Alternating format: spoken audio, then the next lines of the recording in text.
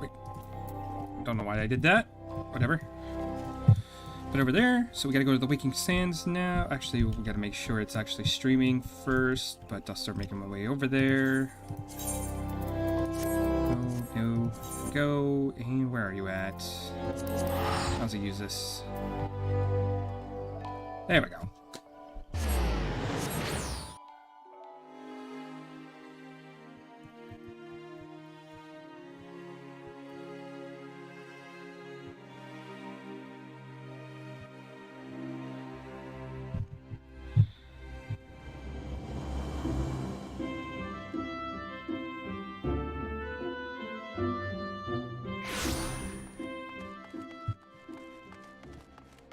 You know what I could do? Well, I'm Duty Finder.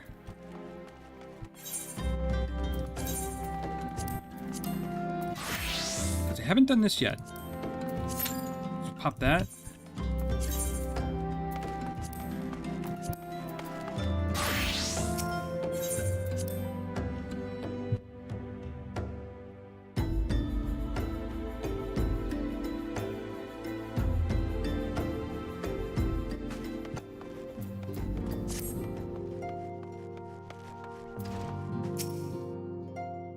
Triumphant hero returns. The anchor told us the news upon his arrival. He is presently in the Solar giving a full report to Lady Minfilia. You should join him at once. Lady Minfilia is most eager to see you.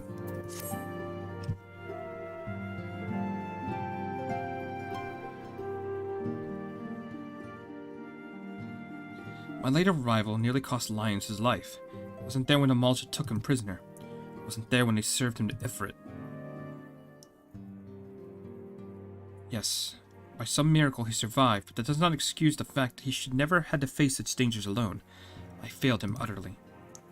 Just as I'm failing you all. What's done is done, Thancred. You can ill blame yourself for every...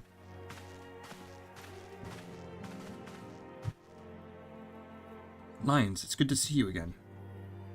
Impeccable timing, my friend. I just finished regaling Minfilia with your heroic exploits. Thancred has told me everything. You have done well to return to us. The perils you faced were undeniably great, yet a part of me believes I have no cause to fear, and now we can put paid to our long investigation. As we suspected, the Amalja undertook both the robbery and the abductions with the arm of summoning their primal Ifrit. Nor is this tale limited to Ul'dah. Similar situations have been rife in both Limsa Lamentum and Gridania of late. I dare say you've been curious as to how these crimes are linked to primals. Permit me to explain. Having manifested in their physical realm, primals both consume ether if they are to maintain their presence here, and the stronger they become, the more ether they require. Now, ether exists throughout creation. It flows through all life. It permeates the very air that we breathe. Alas, this alone will not suffice to sustain the likes of Ifrit. Now, he and his kind require a more concentrated source of ether, crystals.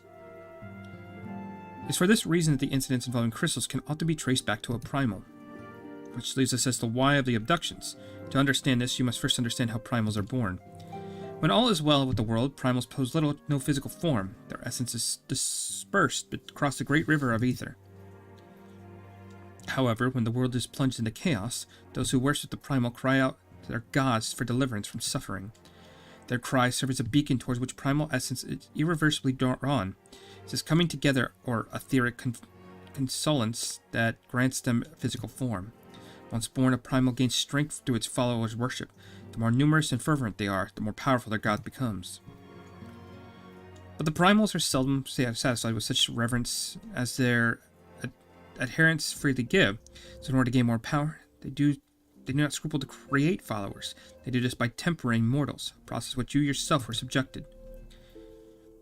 Yet even as Ifrit took your comrades in his thrall, you alone remain unafflicted. This is thanks to the power you possess, the Echo. You do not know the why of it, but the blessed with the Echo are immune to the primal influence. It's as though a greater power protects us. When first you came to us, I told you the Echo will be instrumental in dealing with the primal threat. I trust you now begin to see why. The recent incidents all share a common trait. Meticulous planning. Such elaborate designs are a new development, and which fills me with an unshakable sense of foreboding. And while I share your concern, my presiding feelings is one of relief at our safe return. The immortal flames assure me that they will deal with the aftermath, so you need not concern yourself with that. You may rest easy for the time. I suggest you take full advantage of the respite, Lions. You may be sure that it won't last long. Once the people learn the identity of the hero who fell Ifrit, I fear you'll have near a moment to yourself.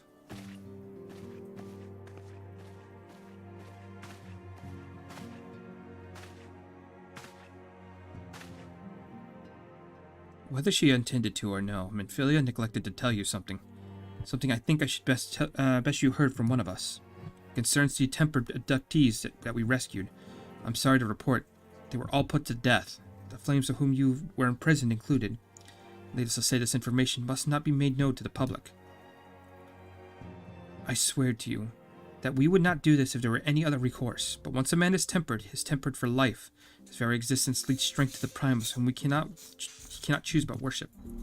And so we Scions continue our fight, that no more innocents need be sacrificed. I hope that you will continue to stand with us, Lions. But I should be going. I must offer my apologies to the Flame General for the loss his people suffered.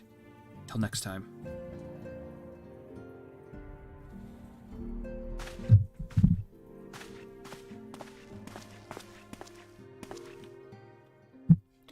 Gods forgive me. How many more lives?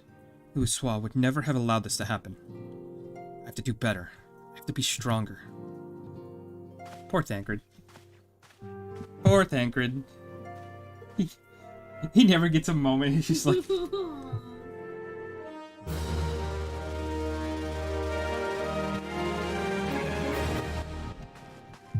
Okay, do I want to start the next conversation? We are fourth in line.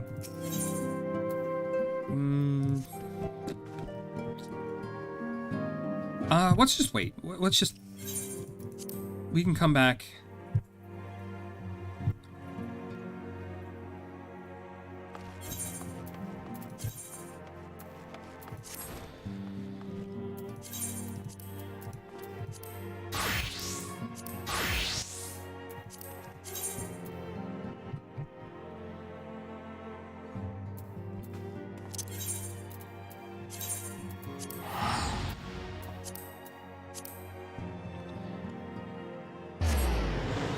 Yeah, it's definitely the right call. Because if it cues while I'm in a cutscene, I won't be able to actually go into it.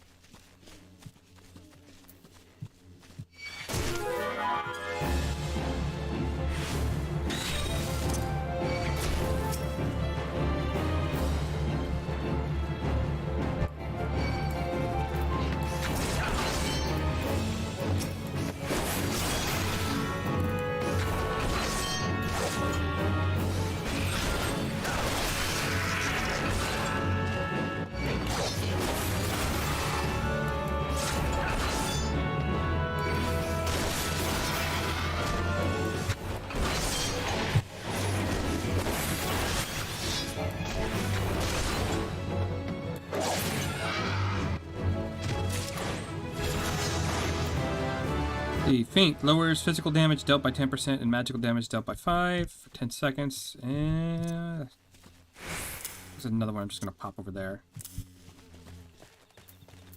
It's kind of like so situational.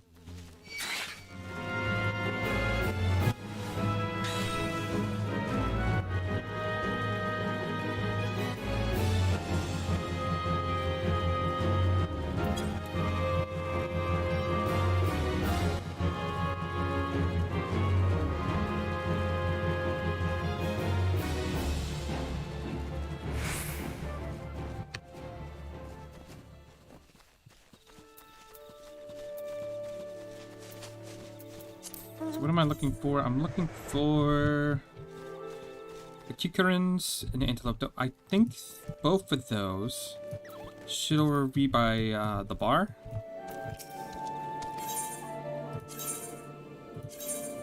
Really? Okay, that's fine.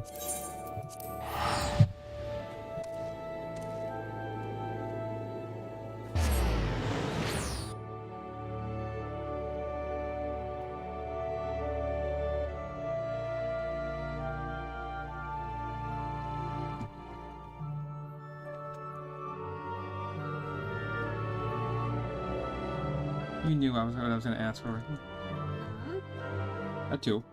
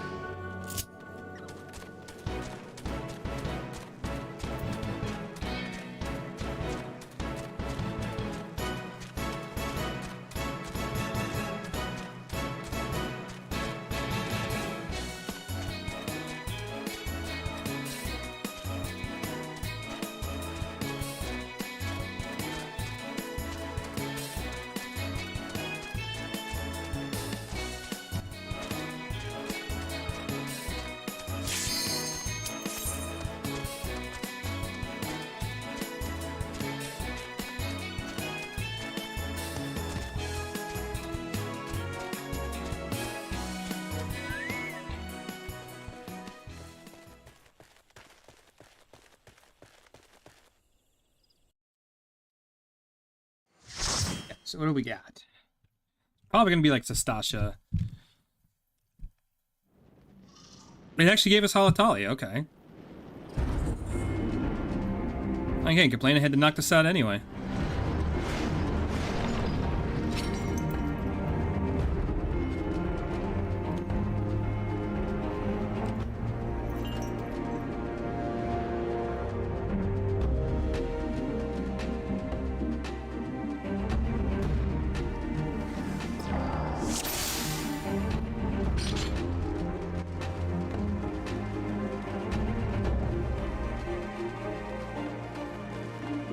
Let's see, who is, it's a tank that's new. Okay.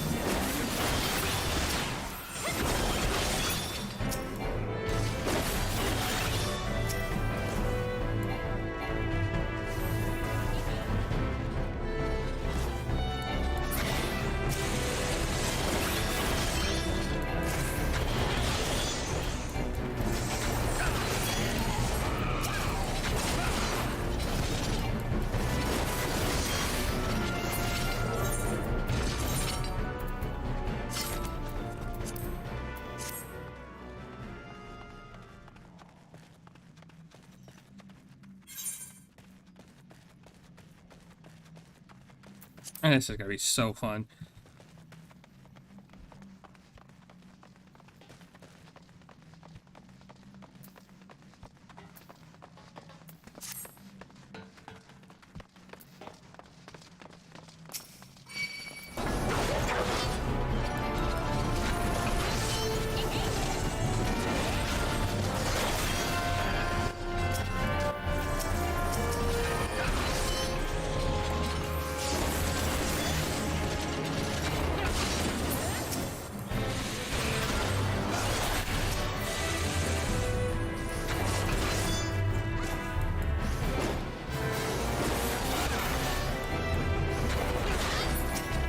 I'm actually interested to see if they change anything, because I know they definitely changed stuff in Copper Bell. Maybe in this one as well?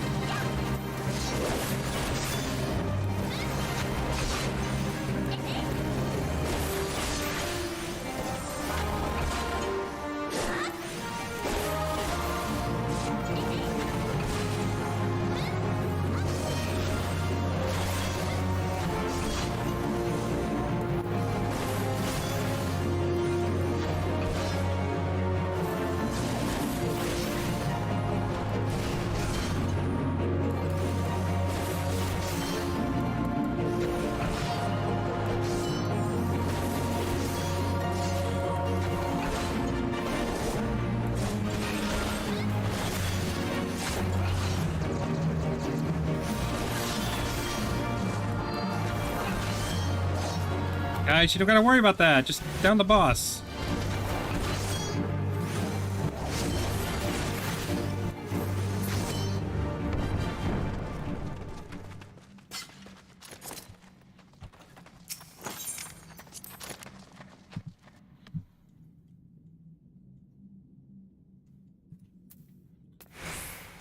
So that's magic stuff. Don't need that.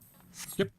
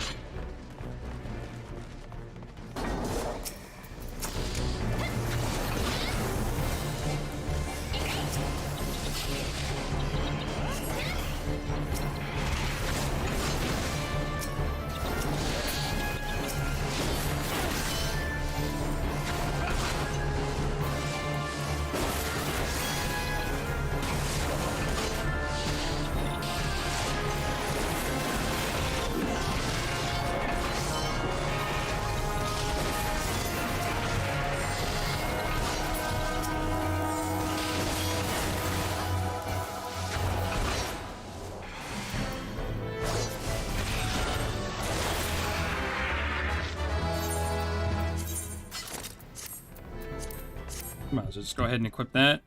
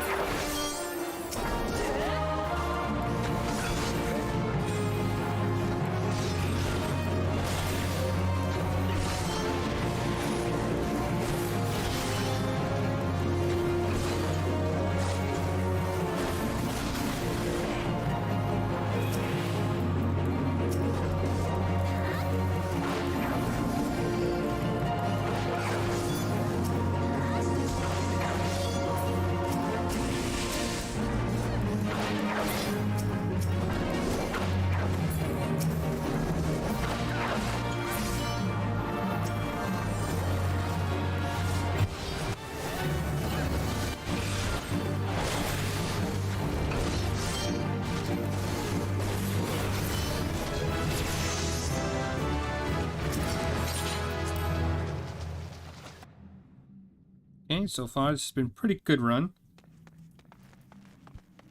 Hey, Polly. How's it going? Do you remember doing this dungeon?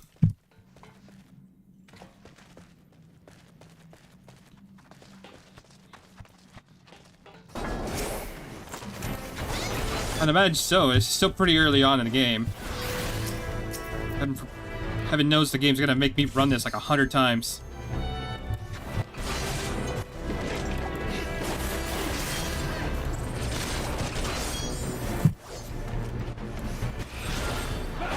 Why did you go over there? You didn't need to do that.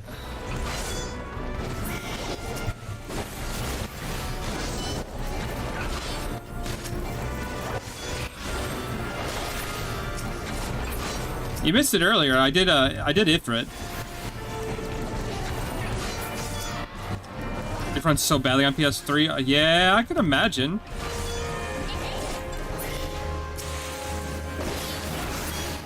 I think it runs a little bit better on PS4, but yeah, PS3, I can imagine it chugs.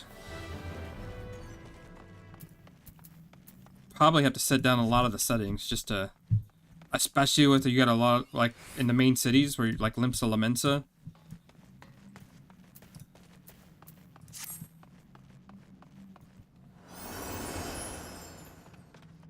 About 10 minutes on this dungeon. That's pretty good.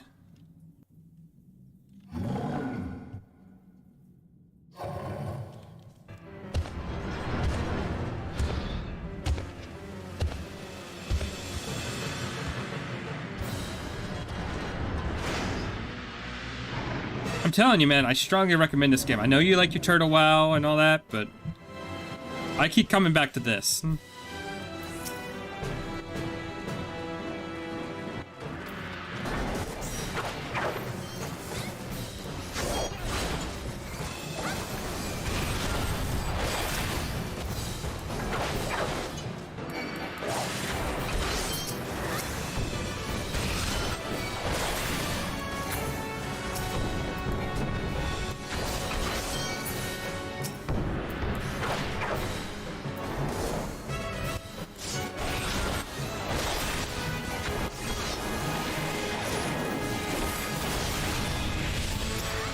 A waste.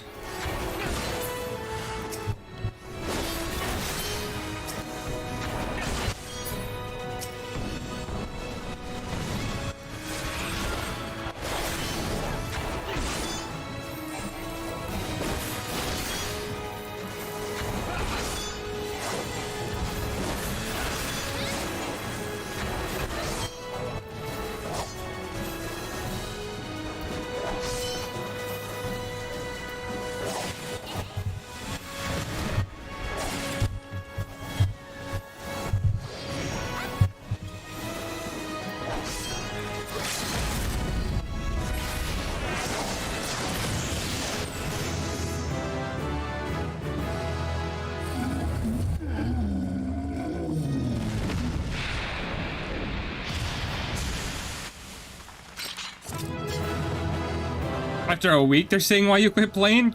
God. I feel bad after not playing this for like months. So what do we got here? We got a Marauder arm, which we don't need, in a ring, which is actually not good for us, so we'll just skip all that.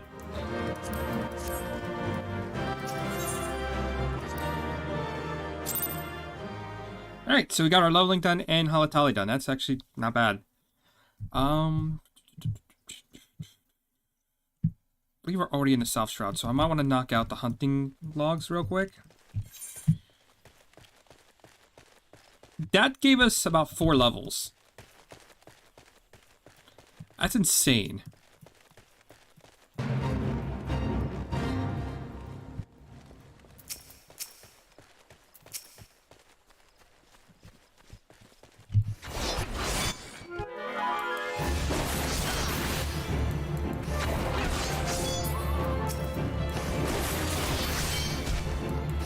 Elder Scrolls Online only got more votes?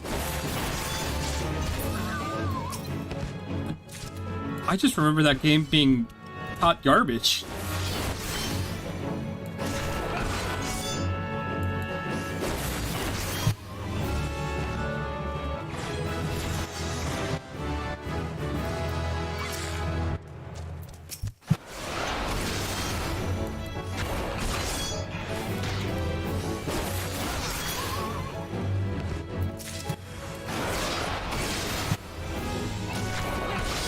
I kind of played it for like a week after when it first came out, and I don't remember enjoying it. Combat definitely felt a little weird.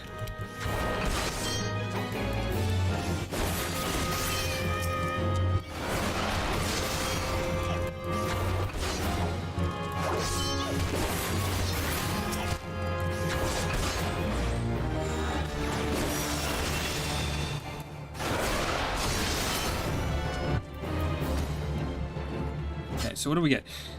Full thrust is a combo action off after full thrust, obviously, and it hits when I combo it, I get about 400% combo efficiency. That's actually really not bad. So we did level up quite a bit. Let's go over and teleport to New Gridania real quick. Yeah, I streamed earlier today and did one of the boss fights, so missed that, but it's not really one of the fun ones. I enjoy it, but Ifrit is kind of just fighting him in a giant circle. But we'll get to the fun ones soon.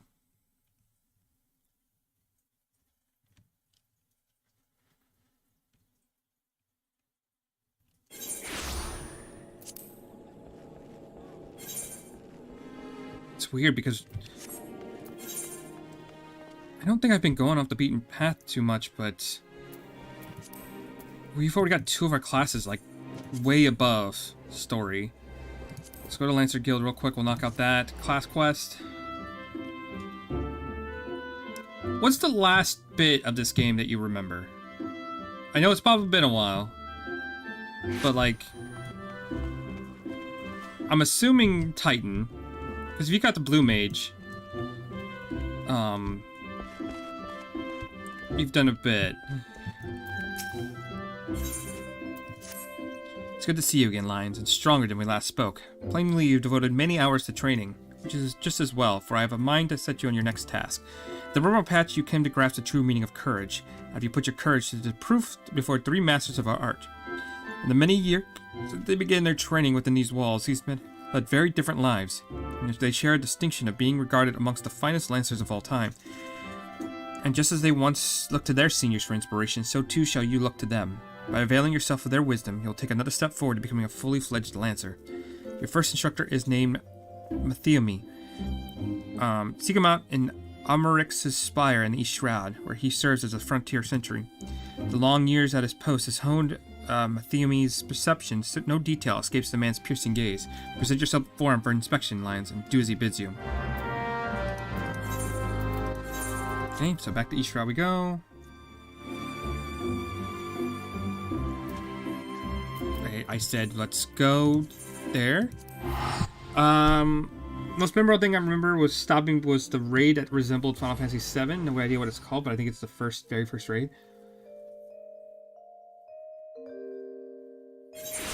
The raid that resembled Final Fantasy VII. What on earth are you talking about?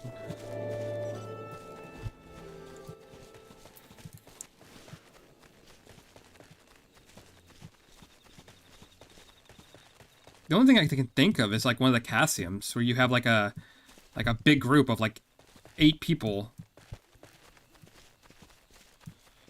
and you like storm one of the Imperial buildings.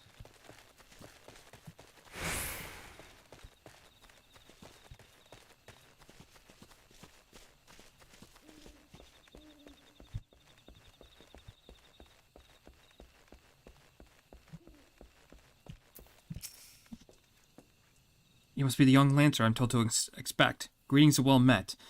I am Mathiomi, commander of the brave men and women of the Spire. Now let's have a good look at you. I see you possess strength and skill in abundance.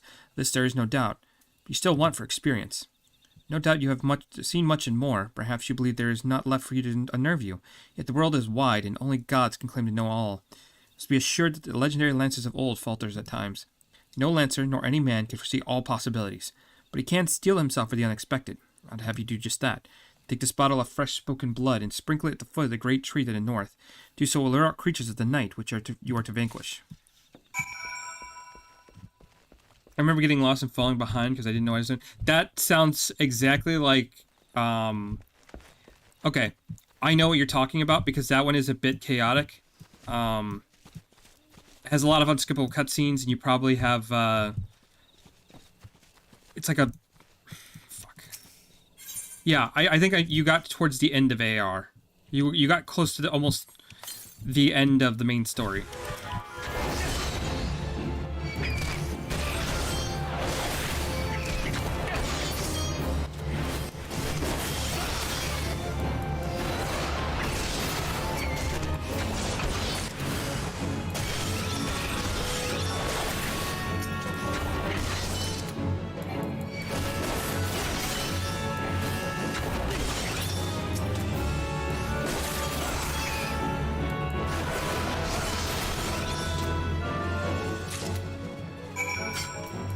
So part 1 of this is done. Wasn't too bad.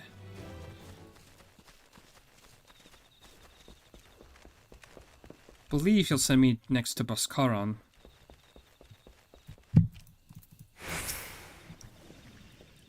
Welcome back, son. And well done. I bore witness to your battle with my own eyes. The blood bat bewilders its prey with ceaseless flittering, which makes it a spirit to the beast exercised in frustration. Frustration that can easily be given rise to panic. Yet to your credit, you fought on resolutely and thus emerged the victor. Wayne has taught you well, young one. You have a way to go, to be sure, but beneath those rough-hew edges, I see the making of a great lancer. My blessing, make your way to Bhaskaran's Druthers in the South Shroud. It is there that your next instructor, Bhaskaran himself, awaits. The man has a unique approach to art. Though it's fair, whilst he hung up his spear, his words are self-worth hearing. Indeed, lancers visit him as much as counsel as they do his mead, though good though as it is. By meeting Bhaskaran and availing yourself to his knowledge, your lance work will surely improve. Okay, so let's teleport to South Shroud. Do that real quick.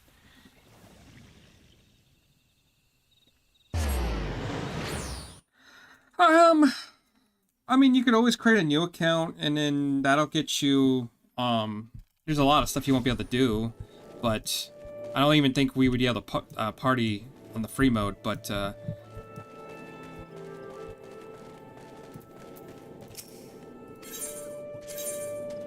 love how I title my streams, and for like the first hour I don't do any of the stuff I need to do to actually do that stuff. Because I like earlier today I had like defeating Ifrit. Didn't even defeat Ifrit until like 2 hours into the stream. I just get lost in this game, because there's so much to do.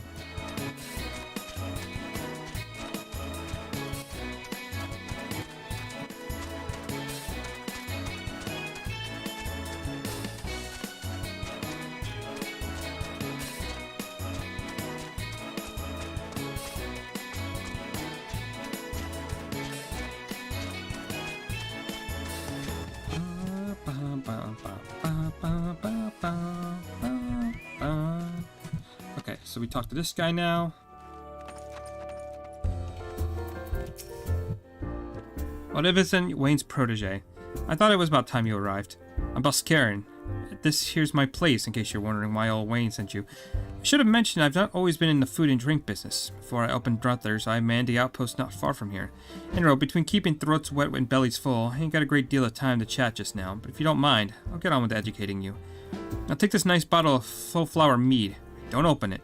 This ain't that kind of lesson. I want you to make an offering of it at Mistral's Lance, which is a monument tucked away in the rocky cleft to the south of here. See the bottle safely there, complete with its contents. When you come back, I'll tell you a story. Got all that? Good.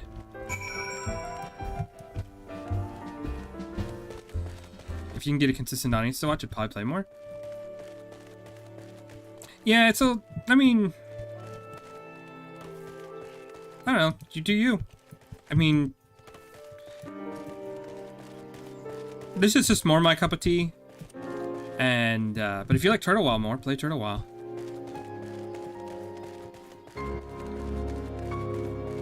I just kind of like the idea that if I want to change classes, I don't have to roll a new character.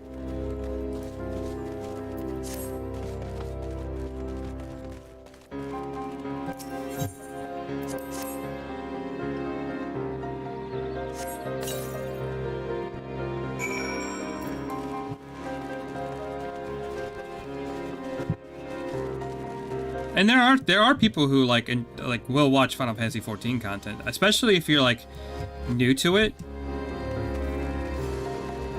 I've had people come in and just like, hey, hope you're enjoying the game and all that. And I was going through story blind.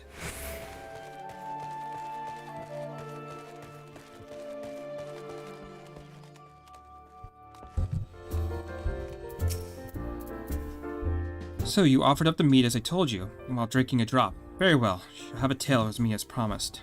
Mistale is a man who founded the Lancer Guild, and the monument I sent you to was erected in his honor. Mistale was courage made flesh. Caught him and I dare say he would have bled the stuff. It was him who identified the two aspects of Lancer's courage, as well as how to go about tempering him. But that wasn't all he did. Seeing how the art had gone stale, with our Lancers keeping it to the confines of Twellswood, he sought to bring in new techniques and methods from faraway lands. But Gridania was a different place back in the day. The outside world was a thing to be shunned back then, and non-forestborn were considered faithless savages. It was even worse than that now. Of course, old Mistale wasn't afraid to call that way of thinking what it was. A lot of ignorance and cowardice. To cut a long story short, despite a force full of good old Gridanian stubbornness, he finally convinced the nation to open its doors to foreign lancers. By bleeding their techniques with his own, he gave the world the art which they now practice. To this day, the Lancers Guild accepts students regardless of their origin. That wouldn't have been possible if it hadn't been for Mistale. Thus, the Lancers owe him much and more. It is our charge to carry on his legacy. Never forget that. What's that? The trial? Much as I hate to disappoint, there isn't one. Your courage was never in doubt, son. My part is, and your training's done.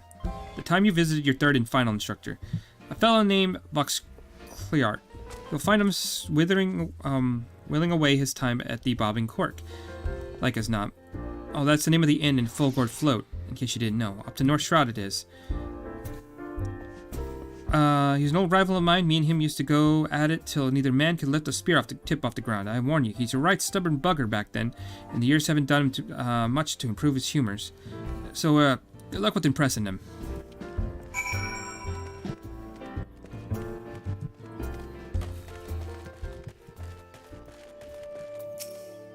Yeah, I couldn't help you with that. I don't really mess with Discord and all that too much. Hell, I don't even advertise my channel all that much. So we gotta go to Central, and from Central we go to North. I probably should have done the Grand Company stuff so I can get my Chocobo. I'm tired of walking. But it's all good.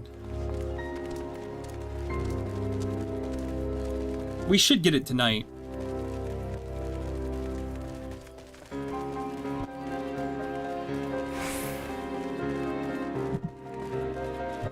No, I'll change that. We're not just gonna should, I'm going to stream until I get it tonight.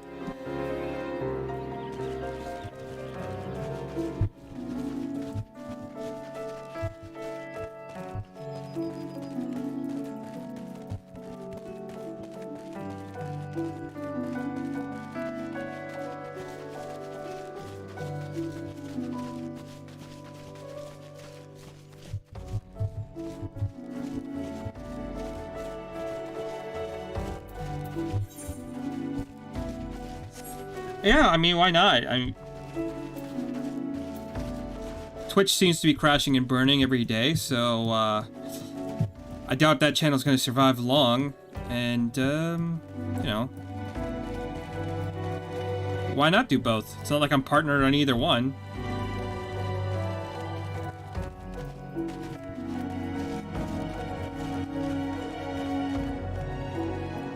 And, YouTube just automatically sets it up on my channel to put all the streams up there, so I just put it in a playlist for all the Final Fantasy XIV stuff.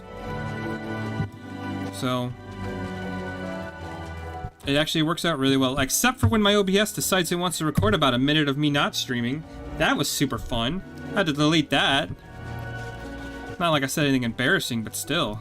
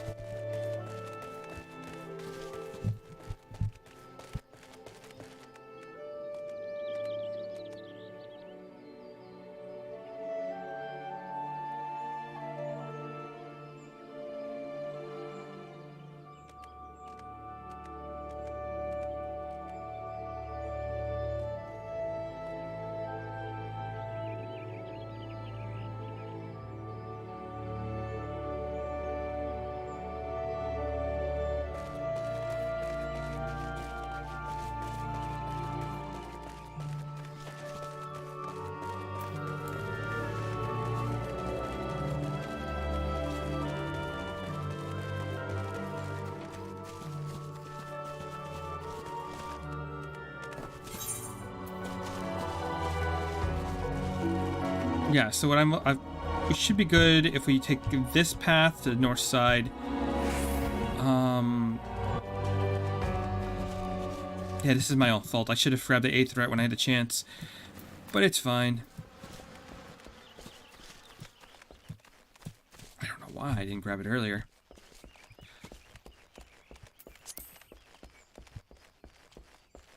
I might need to switch over just in case. Actually, we might be fine.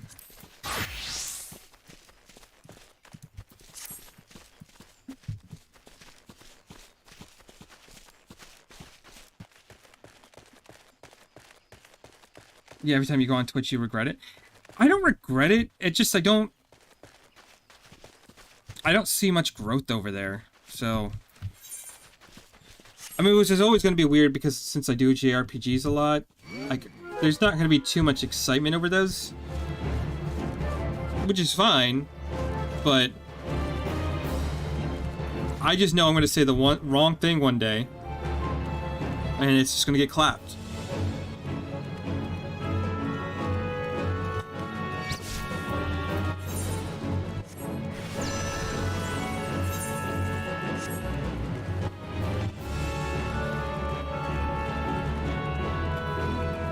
They created an environment which basically allows, you know, if you say anything off color or offensive, someone will instantly slap you down.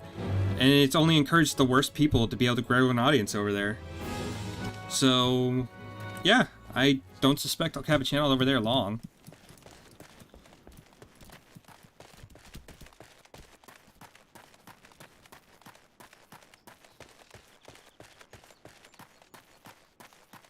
But then again, I've been small, so it's not like, I've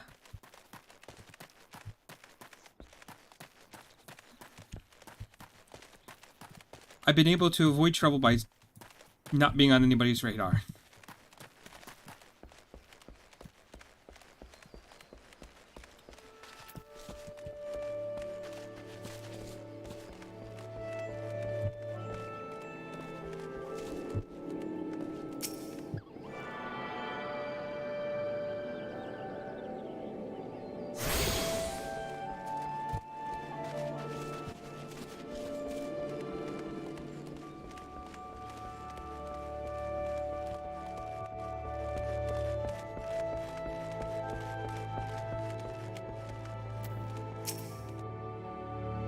Thank you, you are that young lancer from whom Wayne spoke. An adventurer besides, for the looks of you.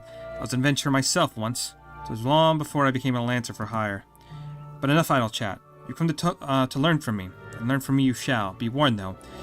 Do not find me as lenient as an instructor as the others. Now pay attention. Thus far, you have learned to master your courage in situations of fear, panic, and uncertainty.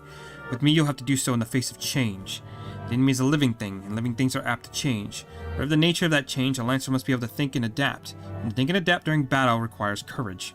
To teach you the meaning of my words, I shall have you challenge a fiery fiend known as the Red Balloon. However, the creature will only appear where there is a raging flame. May kindle such a flame by procuring 6 fingers from slain balloons and deposit them at a gutted campfire. This should suffice to entice the Red Balloon. As the battle wears on, the creature's fury shall burn with an ever greater fervor until it's ripe to burst in a conflagration of death.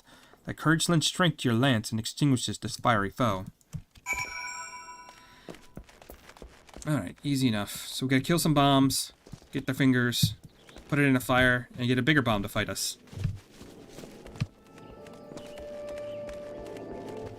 Grab the aetherite, right? Yeah, we're good.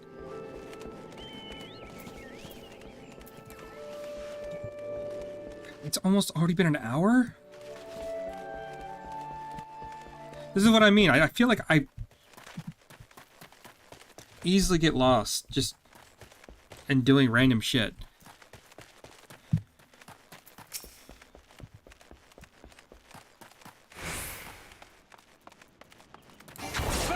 That was not right.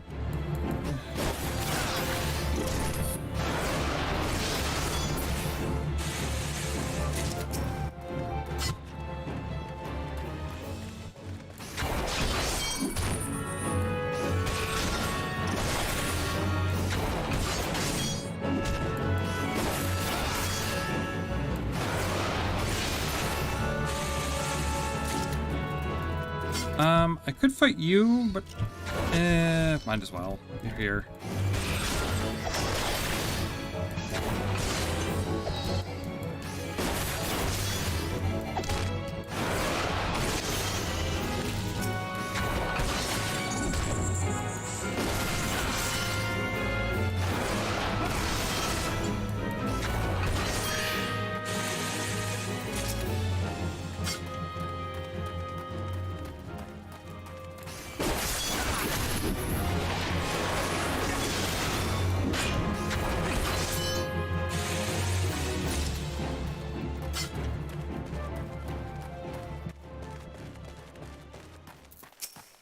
Get the balloon. Damn it, I was trying to do it without attracting the spider.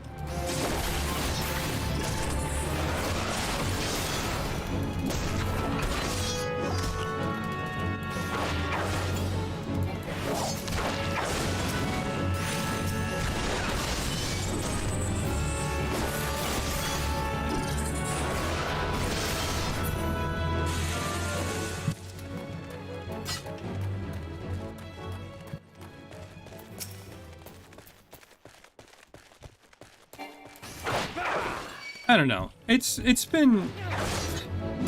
I don't want to say Twitch is the worst. I'm sure there's other platforms that are even worse, but I don't have fun over there. But I still want to stream to it anyway.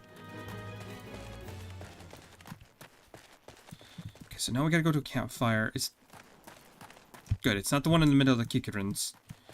That would not be fun to go through.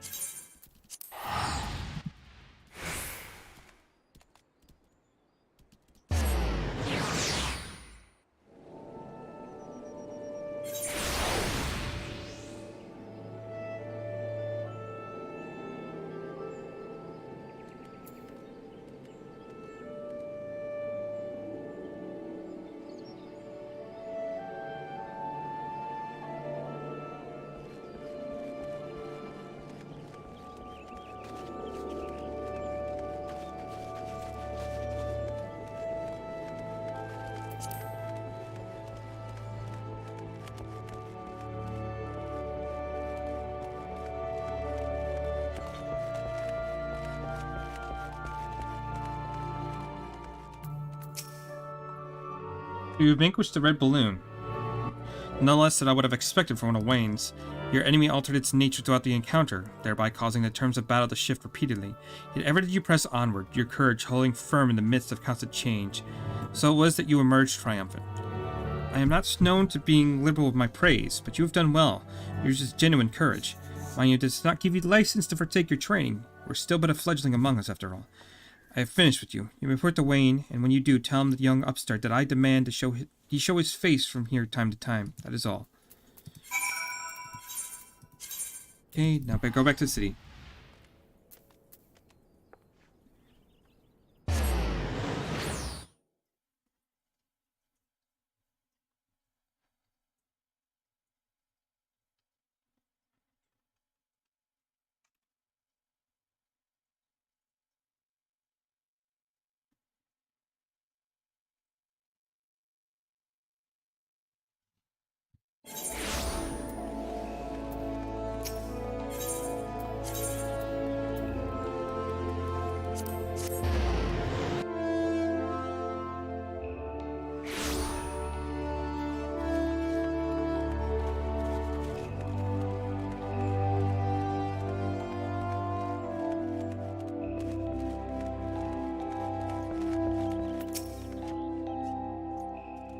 Well, Voxclar demands I show my face.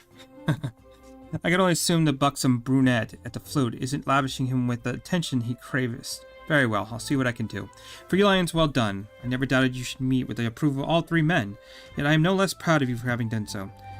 You have traveled far along the Lancer's path, and soon you will no longer require my guidance. In fact, you need overcome but one further trial to complete your education here. Do so, and I'll give you my blessing to lead the Lancer Guild and embark upon a new adventure with spear in hand. As ever, apply yourself to your lance work and return to me when you're ready for your final challenge. I look forward to our next meeting.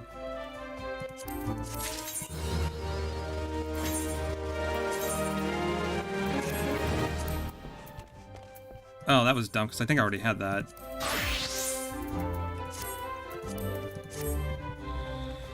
Okay, so we're done with that.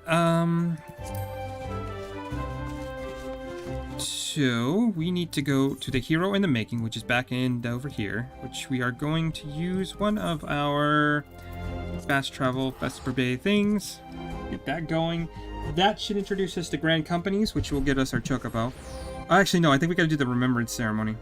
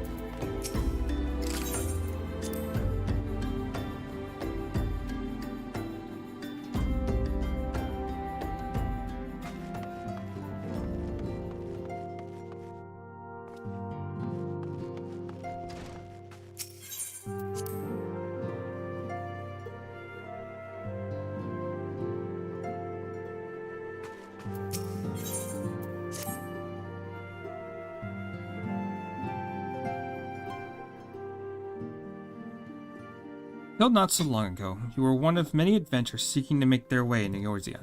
But for your character and courage, you have raised to the esteemed post of envoy. Thereafter, you traveled the realm, aiding those in need without thought of reward, confirming to Yida and Papa Limo that the Scions would benefit for your aid. And no sooner had you joined us, you personally bested the Primal Ifrit. You have achieved a great deal in a short time. Won the fame in doing so.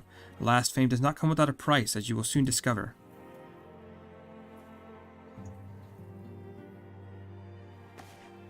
We have guests, Lions, or rather, you have guests.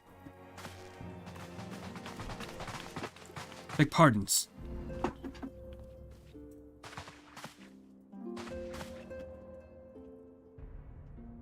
Ah, Lady Minfilia, radiant as always. I am given to understand the Scions of Seventh Dawn have but recently welcomed a new hero into their midst. I am on behalf of the Maelstrom Grand Company of Limsa Lamensa to offer said hero a place of honor within our ranks. As you see, Lions, your recent exploits have garnered you the attention of the Grand Companies of Eorzea. Each organization would have Ifrit's bane for its own. To this end, all 3 have sent officers to court you. They would not ordinarily go to such lengths to enlist a new recruit. That they have is evidence of high regards for you. I find myself wondering how word of Lion's deed spread so quickly. The Immortal Flame should know of his triumph is to be expected. One of the other Grand Companies. You're just God's gift on earth, aren't you? Pretty much. Oh my God. I am the warrior of light. So, My presence is a blessing on this world. have we said we love you dearly? Your reputation precedes you, Master Heart. 'Tis no ordinary man who can face a primal and emerge the victor. Imagine our pride when we learned you began your journey as an adventurer in Argon Gridania. As the people hold you in high esteem, and you will always be welcomed among us. The Order of the Twin Adler is in need of valiant men such as you. Join our strength to yours, friend, and together let's ensure the peace ever reigns over the Twelveswood. What a pleasure it is to finally meet you, Master Heart. My comrades speak of you in most glowing terms. A man of your talent belongs with the Immortal Flames. Join our strength to yours, friend, and together we'll secure a prosperous future for Old Ah. The Admiral was not exaggerating when she said you have the look of a hero. Full often does she speak of you, friend. It's only natural that we should want you for the Maelstrom. Join our strength to ours, and together we will see the grand vessel of Limsa Lamensa to the shores of glory.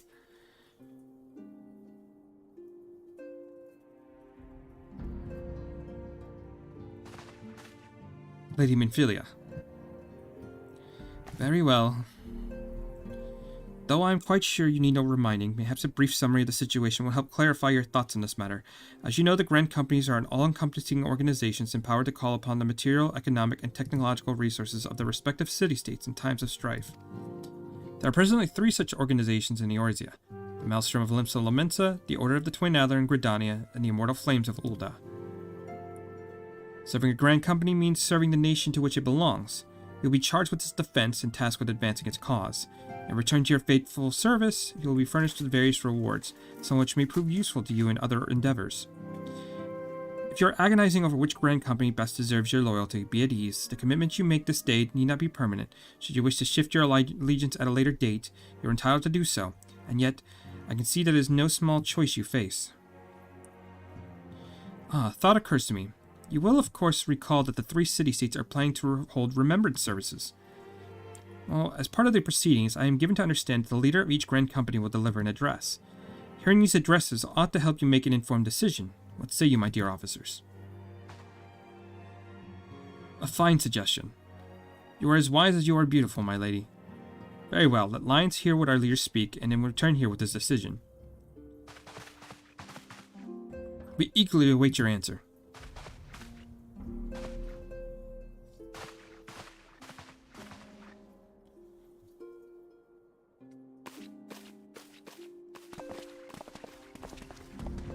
I know full well that adventurers by their nature are a liberty-loving breed, not best suited to the discipline of military service, but I strongly urge you to join a Grand Company nonetheless.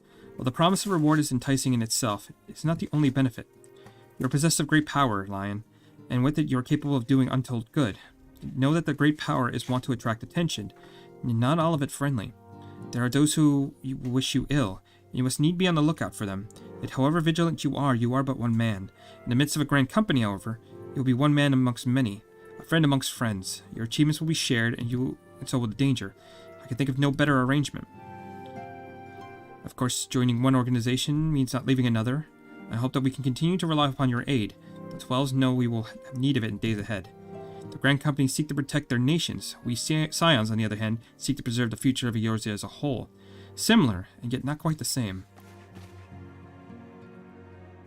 Now then, I expect that you will be afield more often in the future. As such, I should have you carry this link pearl with you at all times. It allows us to stay in touch regardless of location. Eorzea is changing, Lions, and you have the power to help shape it anew.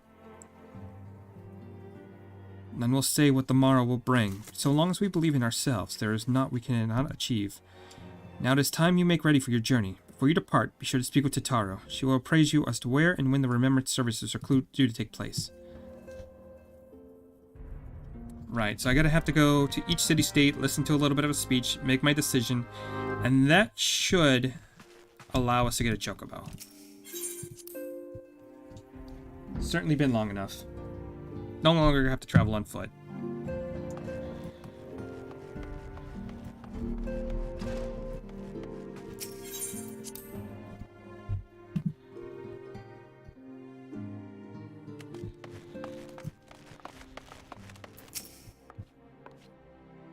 I'm sorry about all the attention you're getting, Lions. I may have sung your praises a little too loudly and often to too many people. Next time, I'll be sure to hold my tongue, literally if necessary. Anyway, I expect you know where and when the remembrance services are taking place.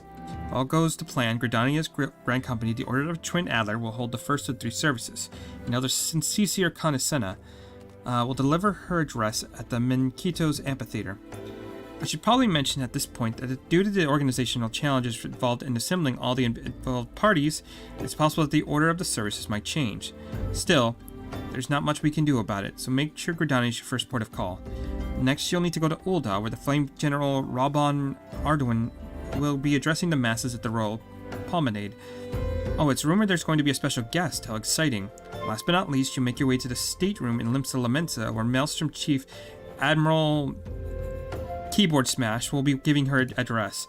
The room is accessible via the Admiral's lift. Identify yourself to the sentry, Xanthiel, and he'll admit you. Got all that? Off you go. I hope you find the remembered services suitably educational. I suggest visiting the city-states in their prescribed order, though with your record of impeccable timing and luck, the schedule may well change in favor for your preferred travel plans. Farewell. Okay, so we're going to return to New Gridania.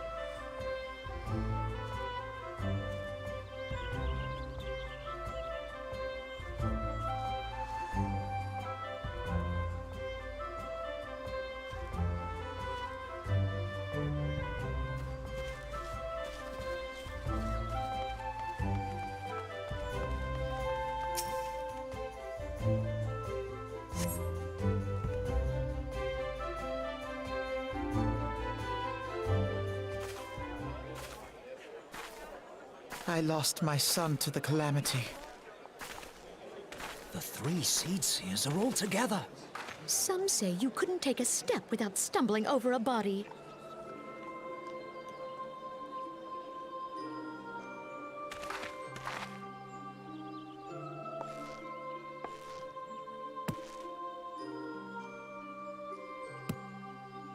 Our forebears were once strangers in the Twelveswood.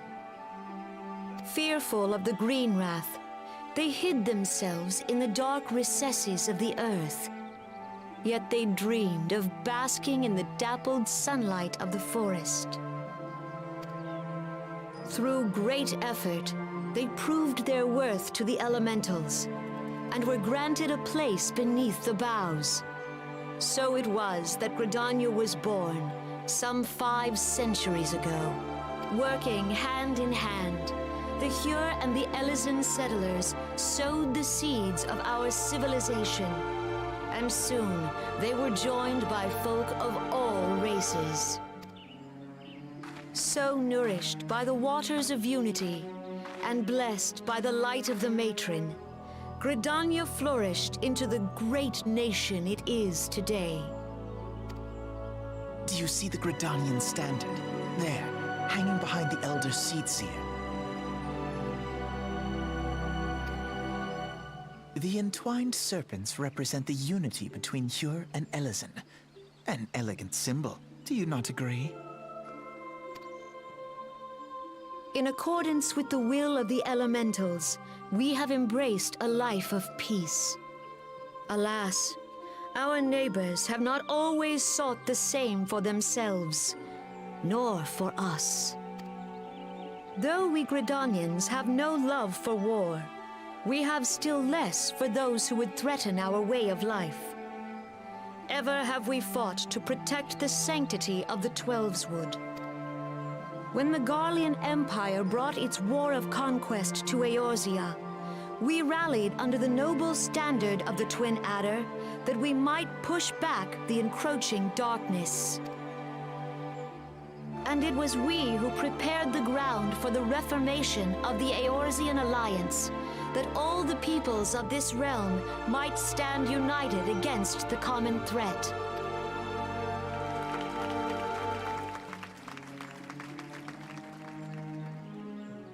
"5 years ago, the Alliance met the armies of the Empire upon the fields of Cartano. It would prove the bloodiest battle in recent memory.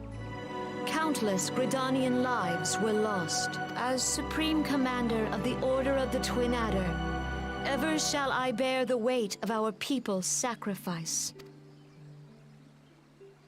Alas, their loss was not the only tragedy to befall us that day, for soon came the calamity.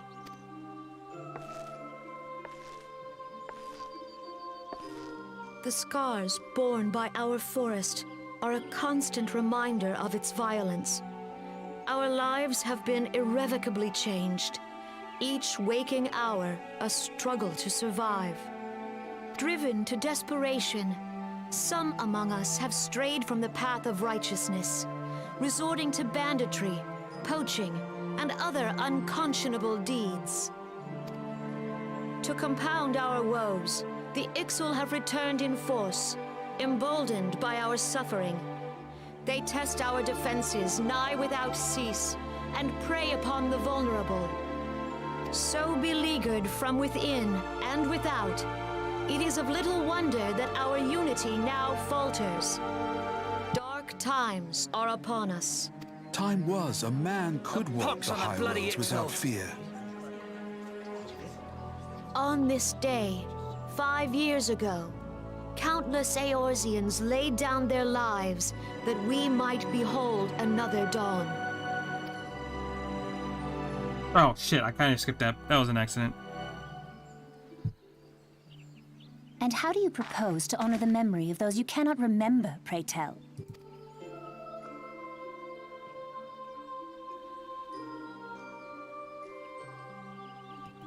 The destruction wrought by the calamity was indiscriminate. It dealt death to Eorzean and Garlean alike. Yet while we have labored to rebuild our homes, to rebuild our lives, the Empire has set about raising steel fortresses here in the Twelveswood. Let none be mistaken. The Garleans remain the greatest threat to our survival. If we are to stand against them, we must remember what it is to be united. Our many troubles blind us to the woes of our fellow man.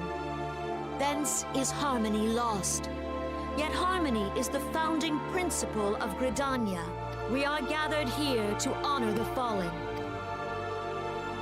Let them be honored not only in word and thought, but through concerted action. I bid you, join hands with me once more beneath the Twin Adder standard.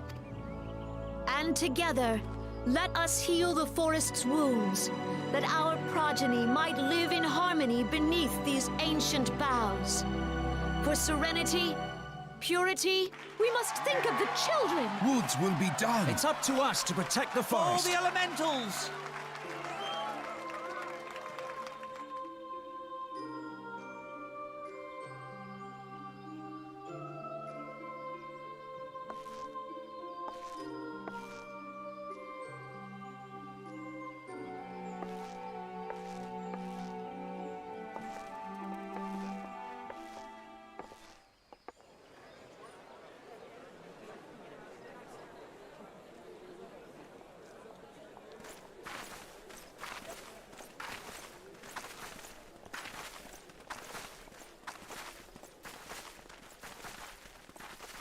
If you'll permit me, Alfie, no. I'm not gonna lie, I kind of hated these guys in the beginning. They do grow on you a bit. And my sister, Alize, at your service. I saw at a glance that you were a fellow traveler. You might call us students of history, sampling the realm's remembrances in pursuit of enlightenment.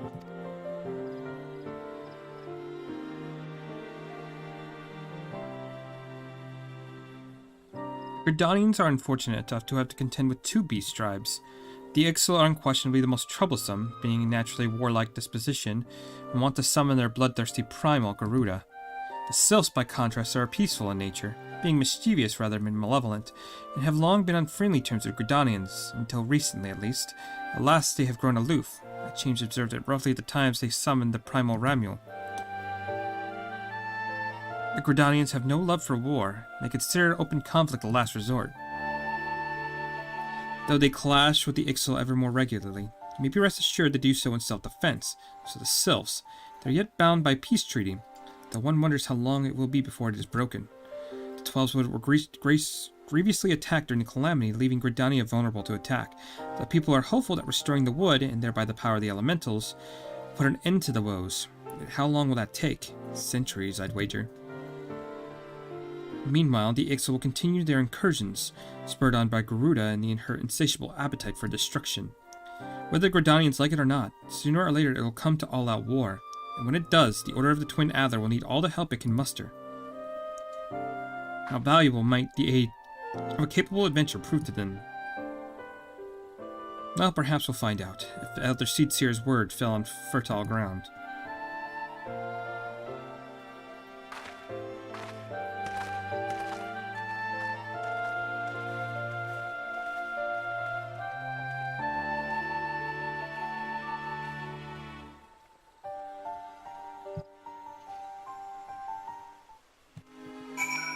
Alright, and now we go to Ul'dah.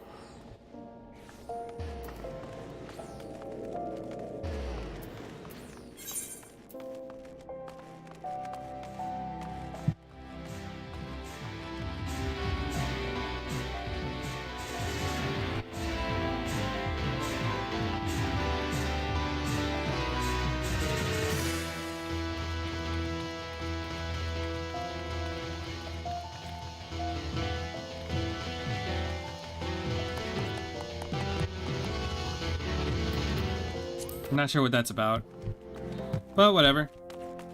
I think this is going to be up. At least I'm pretty sure. Hey there, how's it going? Not too much. Just trying to knock out a bit of story today.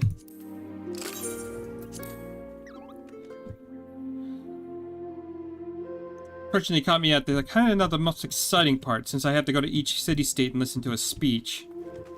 But that... Then, we go get our Chocobo, so can't complain with that.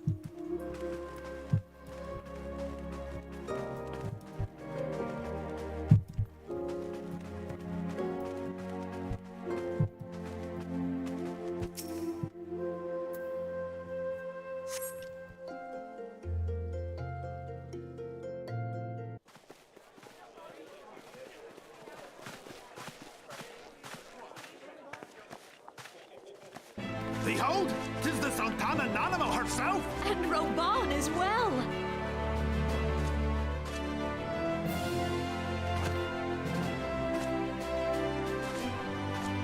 Hark you, souls of flame, drawn to the bosom of the desert, where the fire burns brightest and shall rage forevermore. I will say I do kind of like this song. How long have I been playing this game? I've played it off and on throughout the years. Hurrah! Rauban! Where since antiquity, under the sage and judicious rule of the Ul dynasty, we have wrought sand into gold, where by the grace and glory of Nalthal have our brave sons and daughters flourished and prospered. I speak of Ul'dah!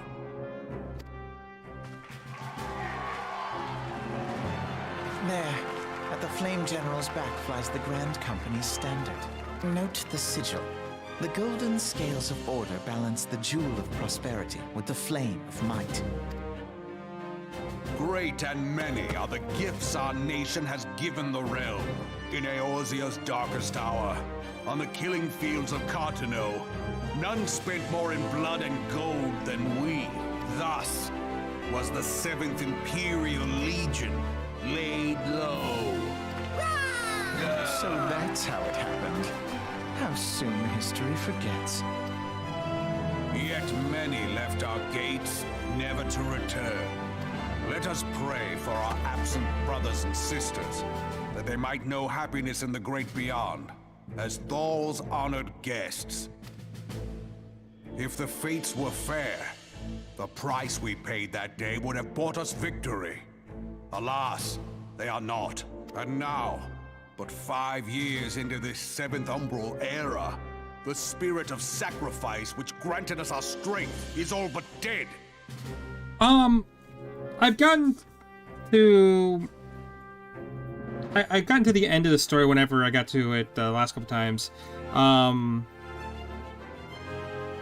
Like, when I played in 2014, I did get to, like, the end of ARR. And then I played it recently, like, a year ago, and I got to... pretty much the end of a Shadowbringers. I didn't do post Shadowbringers, but I definitely did the Hades fight. So I'm not up to date currently with Endwalker, because I don't have that yet, but I'll probably give it a full shot and get completely up to date. Look around you. What do you see? A people divided, downtrodden and enthralled. Where are the merciful alms of the rich? Where is the just steel of the righteous? I ask you, is this the great nation our brothers and sisters gave their lives to save? You who call this living, dishonor the name of the immortal flames. It is but a slow death. Our enemies surround us. The savage hordes of the Amalja wait beside our roads, strangling the lifelines of trade. Meanwhile, the Garleans make mock of our borders and despoil our land of its natural wealth. We stand on a precipice, yet we do not act. Whether trader or soldier, monetarist or royalist, all must recognize that a divided Uldar stands to fall. Victory and fortune walk hand in hand. Ye who seek glory and wealth, look not to what little you can snatch from your neighbor, but to the boundless wealth of the world beyond. Now is the time to unite. Now is the time to ride forth. In the name of the Sultana, I beseech you, line not your own coffers, but those of the immortal flames. Seek not to prosper from Uldar, but to restore her to prosperity. As the realm prospers, so shall Uldar. As Uldar prospers, so shall her people. Ja, for Uldar! Together we are one.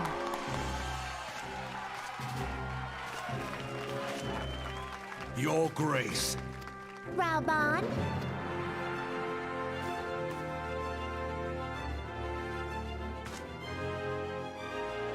People of Uldar, I, Nanimo, 17th in the line of Ul, address you. Much has been made of the wealth of Uldar. Yet those who measured that wealth in coins and carats are gravely deceived. For the true wealth of Uldar lies in the health, happiness, and hopes of her people. Beloved subjects, I bid you raise aloft the torch of Uldar, that her flames might serve as a beacon for all Eorzea to see. Long live Nanamo! Glory to the Sultana! For victory and fortune, stride fearless into the inferno, for we are by fire reborn!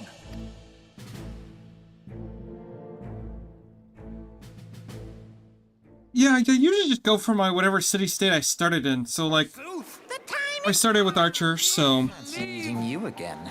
might do the Twin Adler. But honestly, I kind of like Raban, so it's tempting to go with the Immortal Flames. The Uldars have a long history of conflict with the Amalja, the beast tribes that worship the primal Ifrit. Judging by the look of your estates, I take it you have encountered them. The Uldars do not shy from confrontation. If aught threatens their precious prosperity, they will seek to crush it.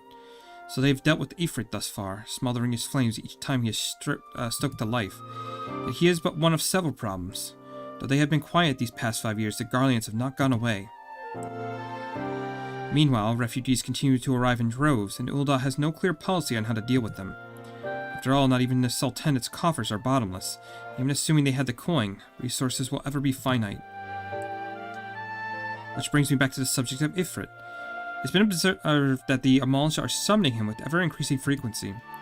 Every time they do, the Ul'dah send their forces to smite the Primal, and though they invariably succeed, each victory is bought with blood. It's a war of attrition which they cannot well sustain.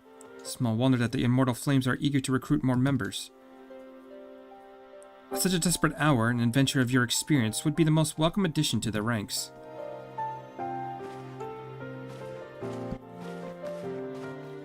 Alright, and I got one more speech I have to listen to.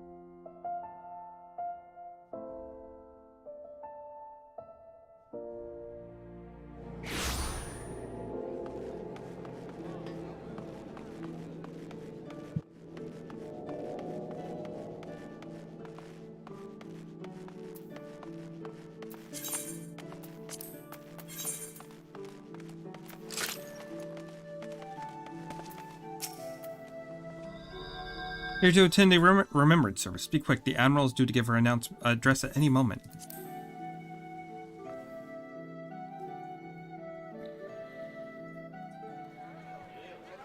The Garleans are another matter altogether. So much for our alliance. It's sunk beyond the seabed.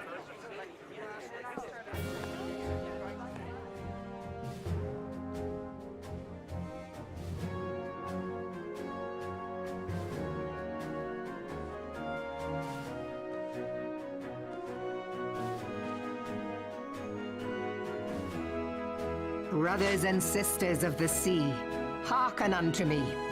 Look upon this, our mighty crimson standard, and tell me your hearts do not swell with pride.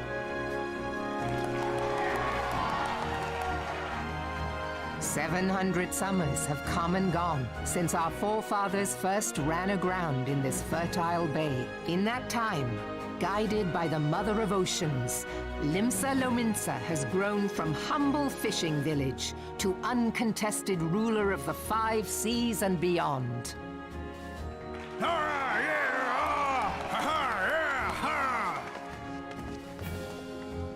Did you look as the Admiral bid you? It is a rather stirring standard, I must say. The Crimson Field is meant to signify the blood of fallen crewmates, while the Black Longship represents a pirate vessel. When the Garlean Empire marched upon Eorzea, we assembled beneath the Maelstrom standard, and our grand company was reborn. All answered the call, from the Knights of the Barracuda to Hilthier's bloody executioners. And together, we met our would-be conquerors upon the field of Cartano. That day, the world bore witness to the united strength of Limsa Lominsa. I swear to you, no army ever fought harder or with more courage. Yet many of ours did not survive. Join me now in remembering those who fought in the name of freedom and fell. May their souls be returned to the sea.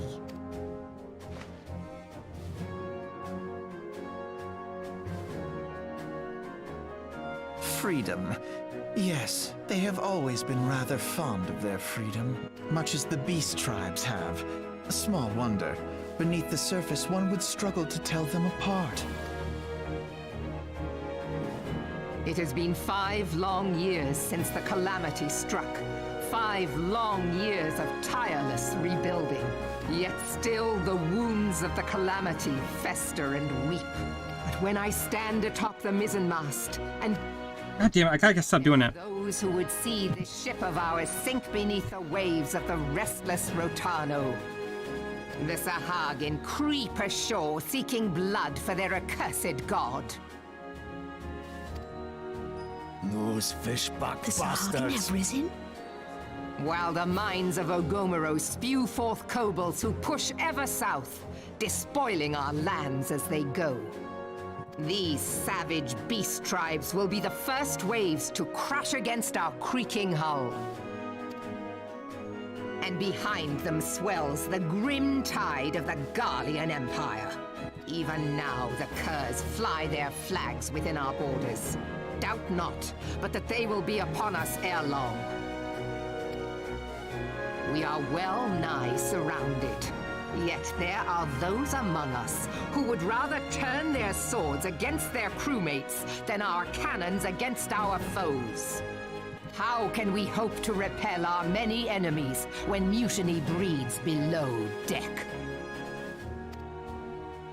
There is but one course left to us.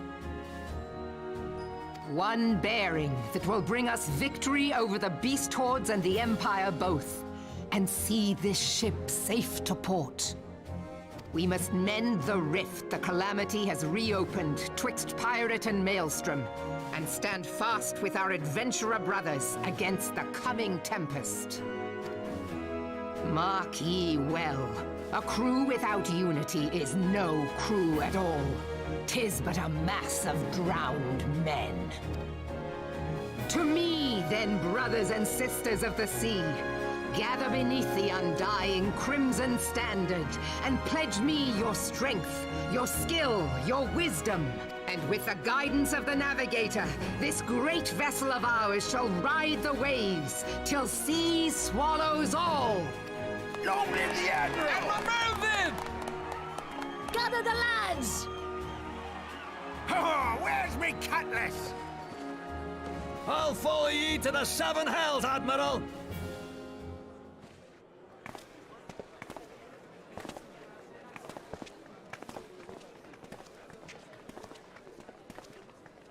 Fancy meeting you again.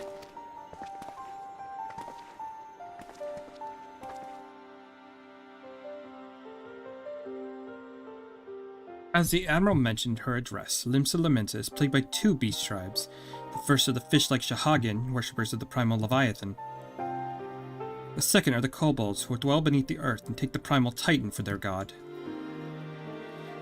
As if the beast tribe's presence wasn't troublesome enough, the Garleans have also chosen to erect a fortress right in Lamenton's backyard. That is to say, not of the internal strife. As a nation of pirates, there is no end to blood feuds between various factions, and while they fight amongst themselves, the Garlean whet their blades and watch. If the Lamentans are to have any hope in withstanding the Empire, they must first resolve their own affairs. Differences must be set aside, and the primal threat dealt with once and for all. To that end, I suspect she will take decisive action against the beast tribes. Mark my words, the Maelstrom Standard will be drenched with the deeper shade of crimson ere long. That a capable adventurer like you would be a valuable addition to their crew is beyond question.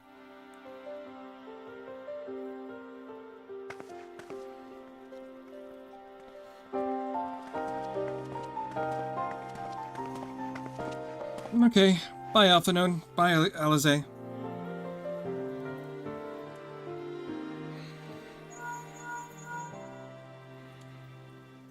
Lion, this is Minfilia. Are you well, I hope?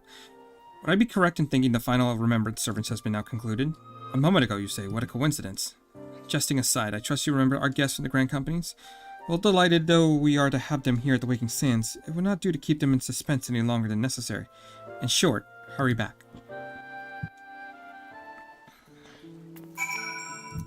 Okay. Let's go ahead and, actually, you know what? We don't even need to do this. We're in Limsa, so we can just... It's going to be a little bit longer.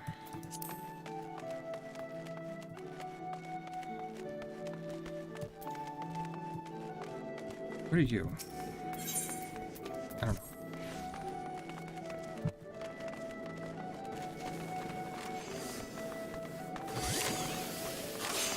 I'm still as crowded as ever, I see.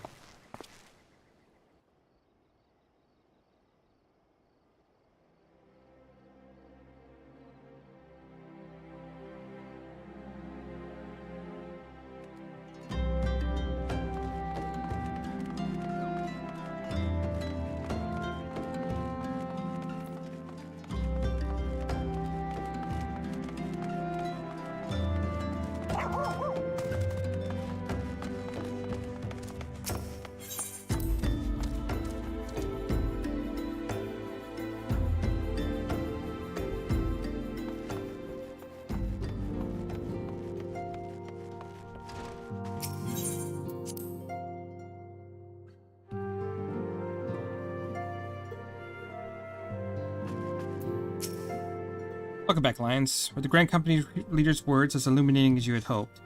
Each nation is beset with problems. I trust you see now why your services are in such demand. Whether there were more of you, Lions. But you must be tired from your journey. Why don't you rest a while and take a moment to reflect on your decision? Once you made your mind is made up, pray give the Grand Company officers your answer.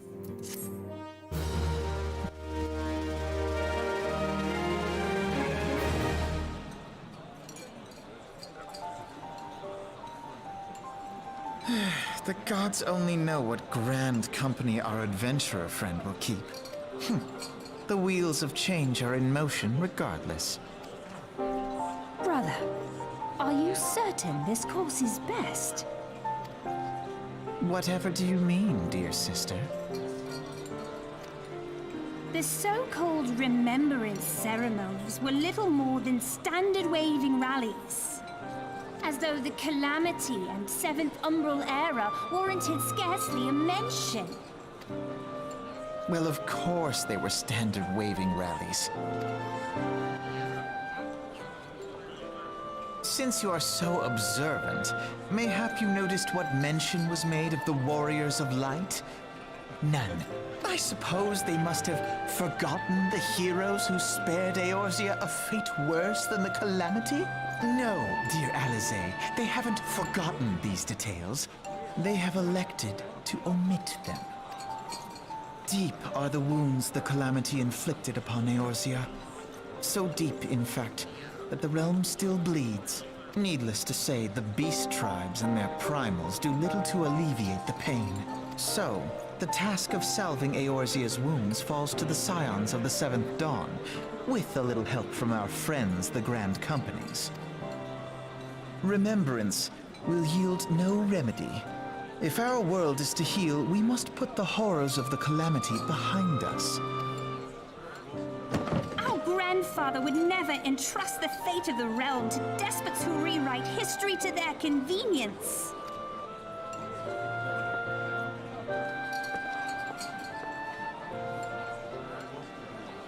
There must be another way to cure what ails this world, and I mean to find it. You are most welcome to try. Our paths may differ, but our destination is the same. In time, I dare say we will see eye to eye. I should hope so.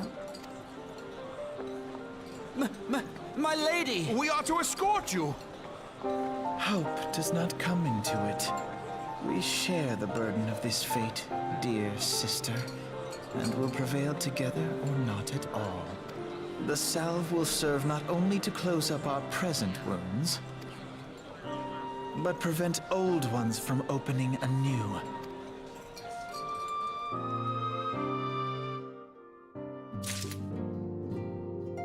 Alright, so we have to pick one. Like I said, I kind of like the flame. I'm kind of leaning towards flame right now. Welcome back, adventure. I take it General Alban's words kindled a flame within a fire in you. Excellent. I fear the incident with the traitor may have soured your opinion of us. It glads me to see that isn't the case.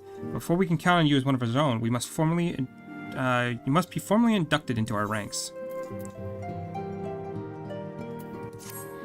Please proceed to the Hall of Flames on Ulda's merchant strip and identify yourself to the personnel officer. I'll notify him of your coming. With your strength joined to ours, we shall surely prevail over our enemies, be they beastmen or Imperials.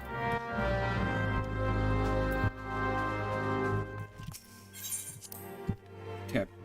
I'm pretty sure I can just ride a Chocobo to Ulda.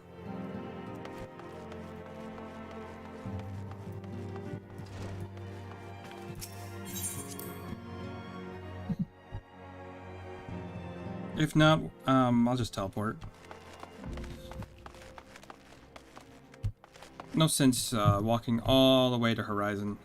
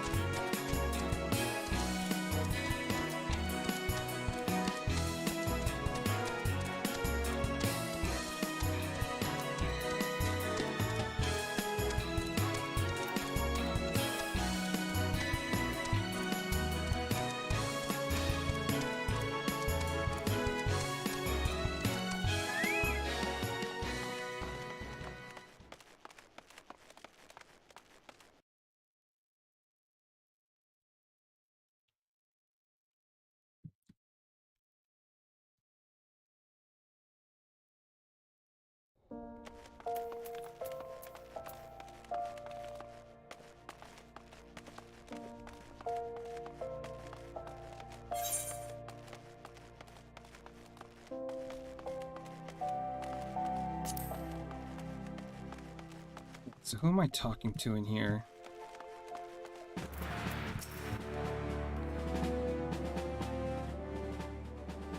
What brings you to the Hall of Flames this morning, adventurer? I believe you were expecting me.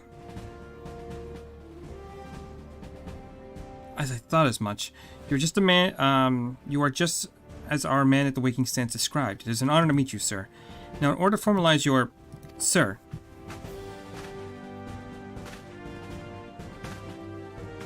Speak, Private. Imperial, sir. They fired on the Highwind Skyways airship. Scouts say she's coming down in the west, near Horizon's Edge. Bloody hells, of all the times for this to happen. Lions, there's no time for formalities. The Immortal Flames need your help now. We're in the midst of a large-scale operation against the Amalja. We have no one to spare in the western Danalan. We must get to the airship before the Garleans do. If there are any survivors, see they don't come to any further harm. Now go. Oh yeah, this is when Biggs and Wedgie had introduced, right?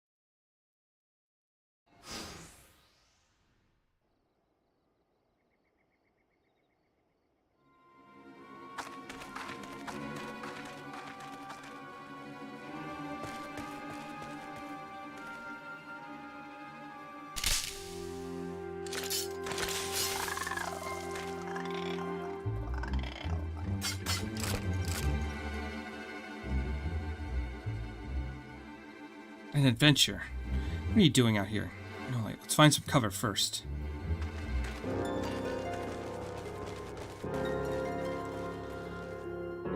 Oh, so they don't hear any of the footsteps. You just hear me step on a random branch that wasn't there. Okay, that makes sense.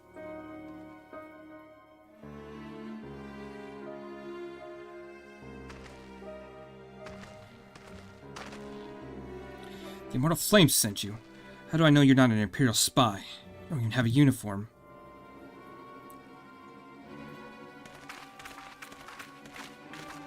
If a spy were an eye patch, you wouldn't be able to spy very well, would he? With an eye patch. Are you alright, sir? Our scouts reported the attack on your craft. We've come to rescue you. Lionheart. Yes, good to see you. Good to have you with us.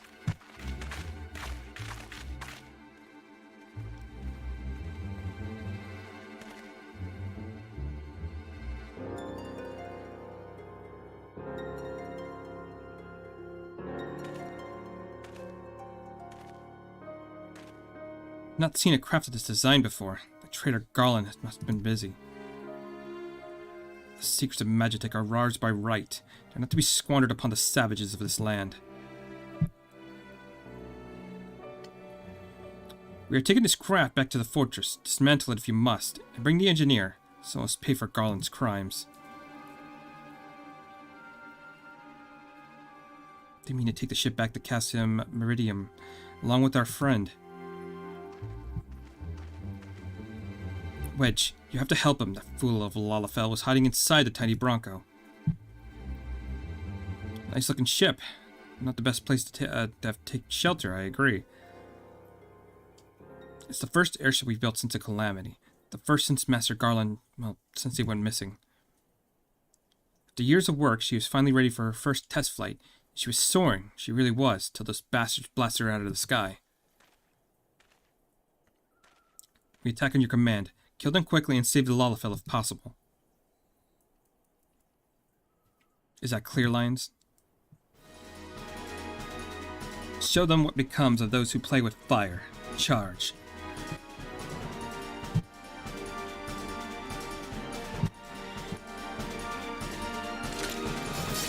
Ready to attack. To arms.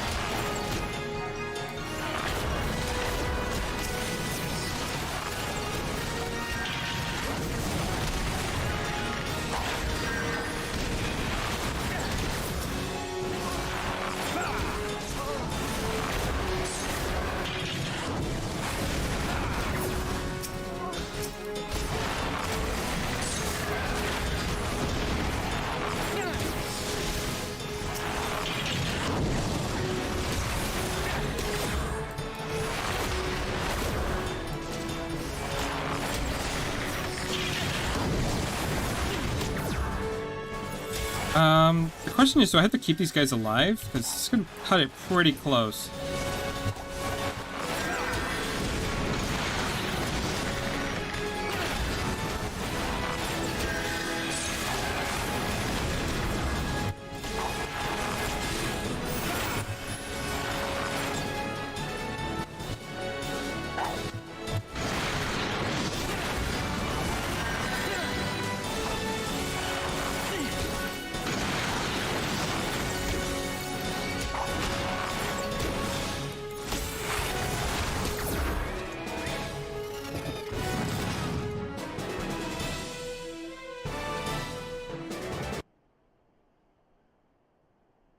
Eggs. Wedge, shouldn't have stayed with the ship. It was a close one. Too damn close. So, how's she look anyway? The auxiliary propeller is the dead loss, but I think we could ring through thrust from the main propeller to get us airborne. A few minor modifications, we should be able to fly the tiny Bronco home. Imperial will be looking for our scouts, but we can defend this position until the engineers leave. You should go, Lions. You have unfinished business to attend to at the Hall of Flames. You're not quite one of us yet, though anyone who has seen you in action today will be forgiven for thinking otherwise. I just wanted to say sorry, you know, for calling you an Imperial spy and all that. Got that one wrong, didn't I? Seriously, though, if it hadn't been for you and the Immortal Flames lads there, we'd be chained up in a dungeon by now. I'm in your debt, friend. We both are. Wedge. Thank you. We're very grateful.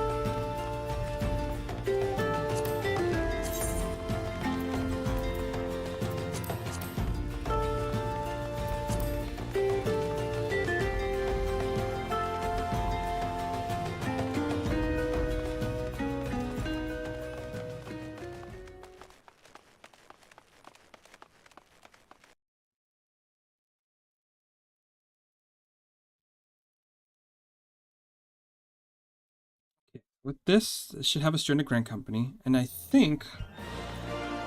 I'm not sure, but I think I need quite a few... What the hell's going on over there? Oh, are they still playing by the Aetherite Shard? Getting quite a crowd going.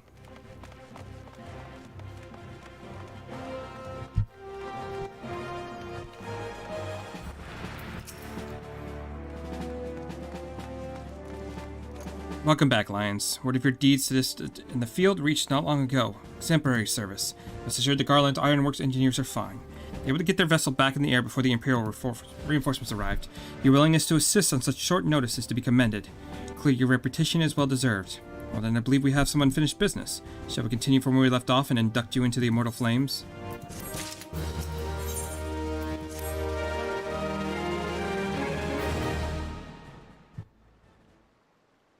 Are you ready, Lion? Then let us begin.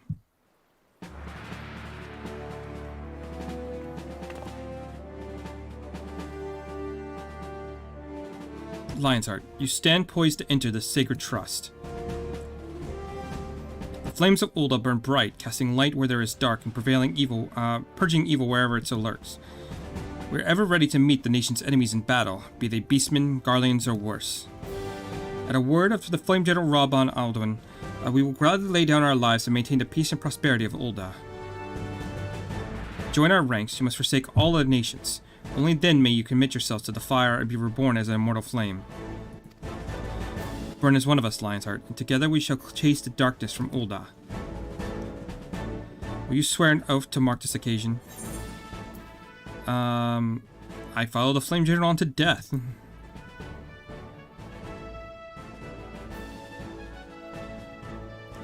This Flame General would lead the van in every battle if he could. It wouldn't surprise me if you had a chance to fight by his side one day. Very well, your resolve is plain. Lionheart, I hereby confer upon you the rank of Flame Private 3rd Class. Welcome to the Immortal Flames, Private. May you fight to the last for Koing and country.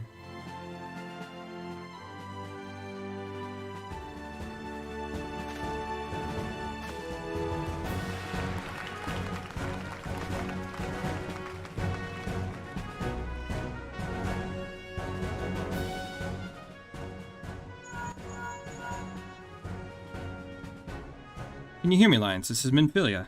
An officer of the Immortal Flames contacted me with the news of your enlistment. My congratulations, Private Hart. I have no doubt that you are eager to make the acquaintance of your new comrades, but I'd ask you to pay a visit to our old ones first. Remember, though you are now a Flame of Ulda, you are no less a Scion. Pray return to the Waking Sands at your earliest convenience. There are some friends here whom I would very much like you to meet. We shall be waiting. It seems your presence is required elsewhere. But before you leave, perhaps you can find a moment to speak with Commander Swift. He is not one to see new recruits go to the field unprepared.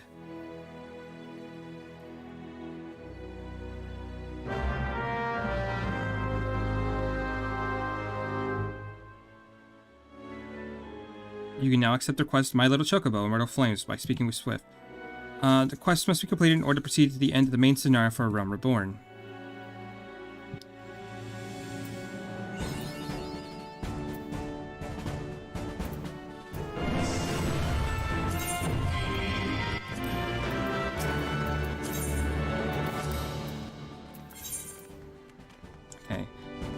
Asking for a promotion. How much do I need? I need 2,000 for a promotion. And in order to get what I need... spine drops, smelling salts...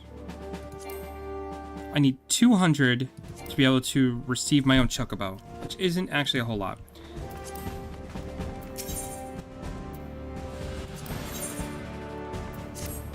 Private Hart, yes. A moment of your time, if you please.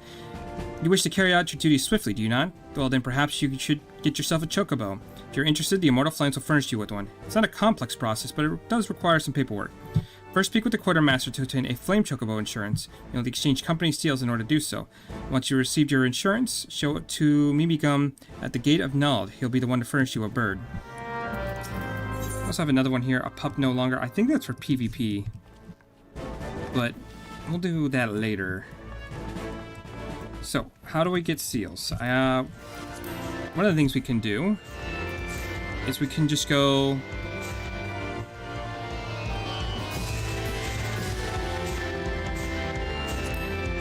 Oh, that's kind of cool.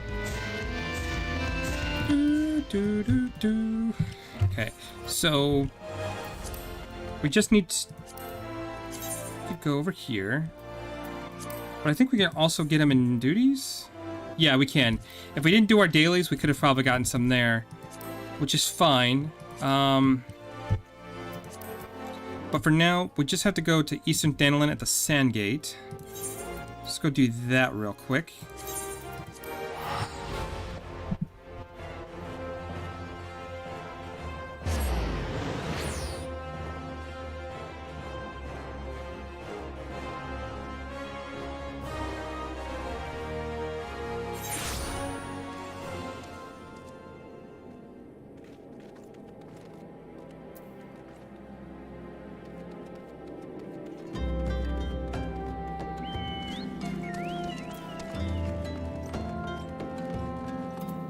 So I believe the Sandgate's down here.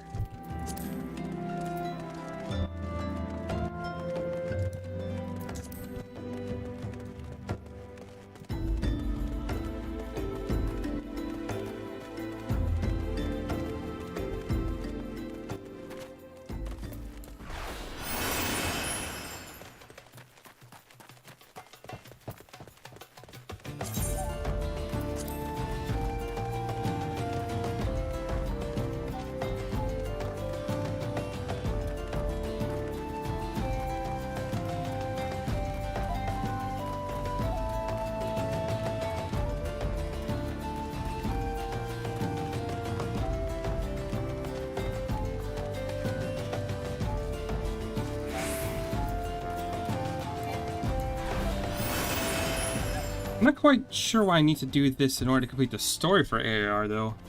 That's a little odd.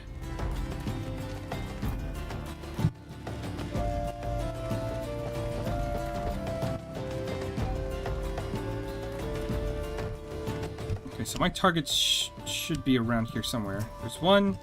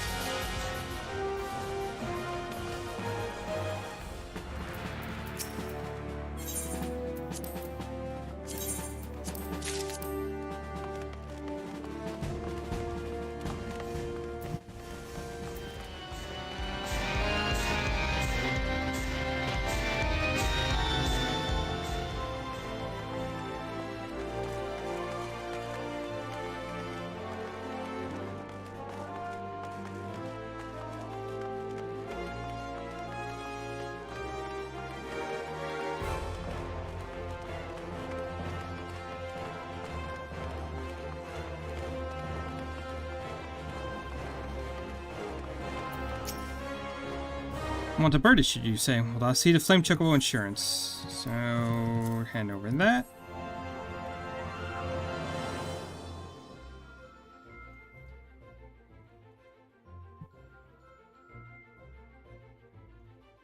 Yes, everything appears to be in order. Moment, please. I'll be right back with your Chocobo.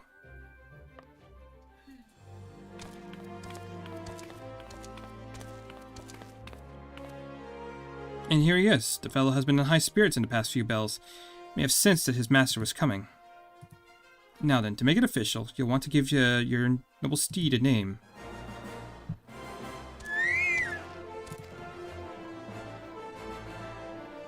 Kentucky Fried. Let's see. Name your Chocobo. I don't fucking know.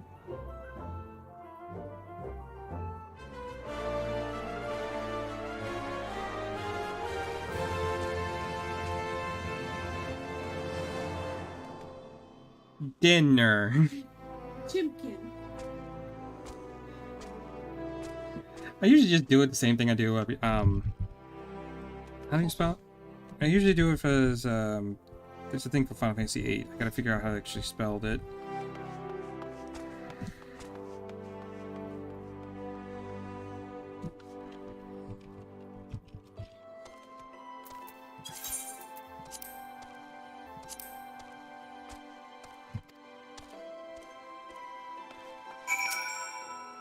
I dare say he likes his name. Here's your very own Chocobo whistle. Simply blow into it, and your feathered friend will come bounding to your side. But do not forget, if he doesn't respond when summoned in a crowded city or area or monster-infested layers, Chocobos are stout-hearted creatures, but they have their limits. Lastly, I present you with your Chocobo Rider's License, as required by law. That concludes all the formalities. I wish you and your Chocobo long years of fulfilling companionship.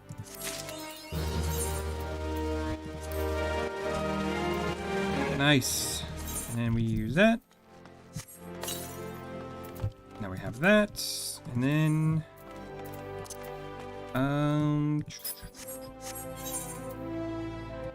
system config. No, it's not system config. It's character config. Hotbars. I'm gonna need a third one at this point.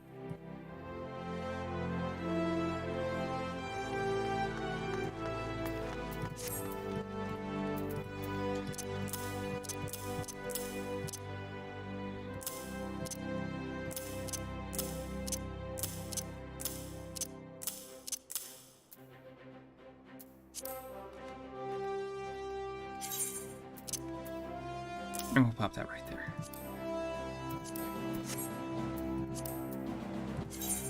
And you know what? That for good measure. Because why not? What'd it give us? We got the Hero of Light one. Cool.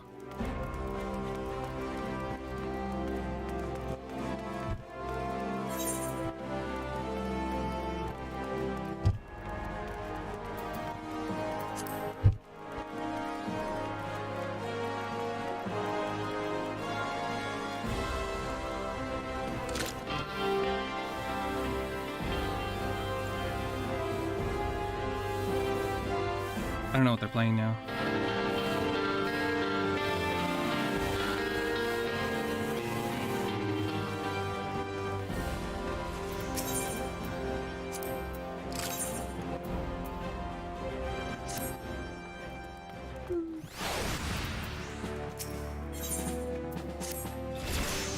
Alright, so I guess we're done with that. Now let's sing my feisty little Chocobo, which is in Camp Tranquil. But we'll head there eventually. That's the one where I think we can actually have our Chocobo fight with us in battle. But for now, we'll do a bit more story.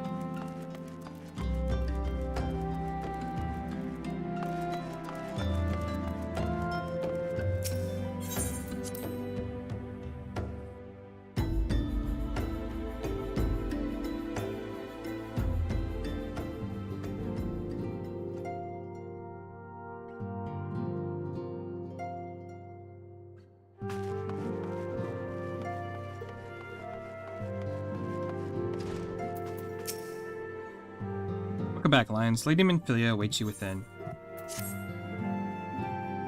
Hey there, how's it going? Not too bad.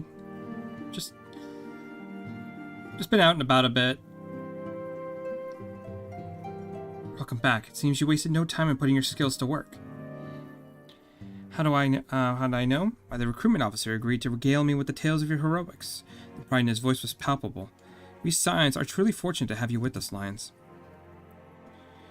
Now, when last we spoke, I said I wanted you to meet some friends, did I not? Well, I neglected to mention who you have already met. Totaro, please show them in. This way, sirs. Thanks again for getting us out of this mess. We owe you our lives. I don't think we've properly introduced ourselves. I'm Biggs. And I'm... Gods, man, spit it out, will you? Wedge, at your service. I am pleased to say Biggs and Wedge will stay with us for a while. Magitech-driven contraptions such as airships grow ever more vital to the city-states of Eorzea. As a neutral party, it was judged that we Scions should serve as the keepers of this technology. Of course, for this we needed the knowledge of experts, and so we requested the assistance of Garland Ironworks, who very kindly sent us 2 of their finest engineers. Appreciate that. You don't have to do that, though. But still appreciate it all the same. Our happy family continues to grow. On behalf of the Scions, I bid you welcome to the Waking Sands.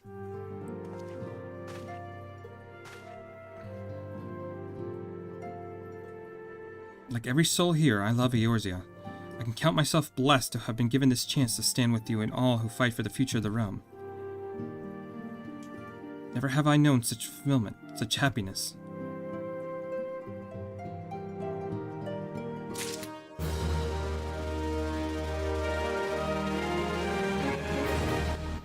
Okay. Now I believe we go over to the Sylphs. Now, having set aside the formalities, we have a favor to ask of you. Urianger, have the documents arrived from the students of Baldessian? Aye, my lady. They arrived but recently. We have conducted a study at the behest of the Order of the Twin Adder. Papalimo, Ida, a synopsis if you would. Our task was to survey the behavior of the Sylphs, a beast tribe indigenous to the Twelveswood. Oh, how to describe them. They look like gisselcreens, floating ones, that worship the primal Ramu. Ahem. Though technically a beast tribe, Sylphs are blessed with a comparatively personable demeanor, conducive to peaceful communication. Offering us an invaluable opportunity to learn what the beast tribes know of the primals. While Ramu's existence is well documented, the Sylphs do not, or perhaps cannot, summon the primal any longer, insofar as can be ascertained. Until such time as we know, it would be unwise to assume that the threat posed by the primal has passed. Which leaves Gridania with the added worry of not knowing what they should be worrying about. In that regard, they are hardly alone. What we can say with absolute certainty is that Gridania has its hands full fending off Garuda, who, I need hardly remind you, is among the most savage and terrible of all known primals. In short, it is essential that we approach the Sylphs in as diplomatic a manner as possible. Words and actions can be misconstrued.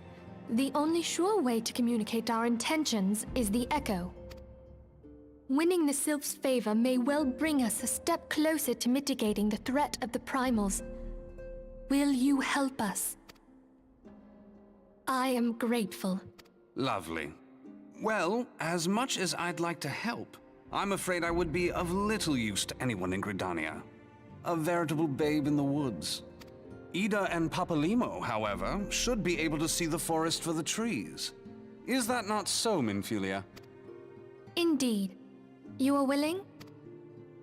Leave it to me. Us, Ida, us!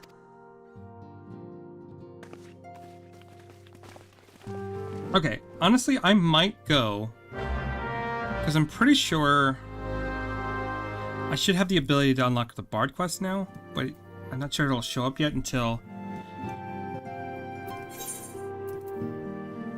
Okay, so what I might do So we head over here.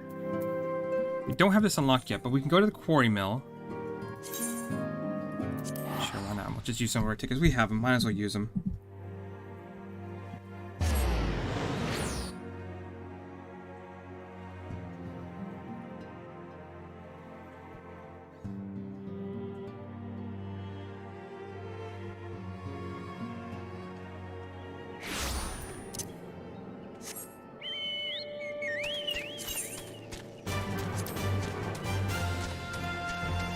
So,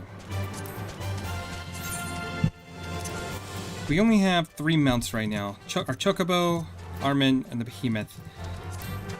So we don't... It might get a little annoying listening to the same music, but we'll work on that.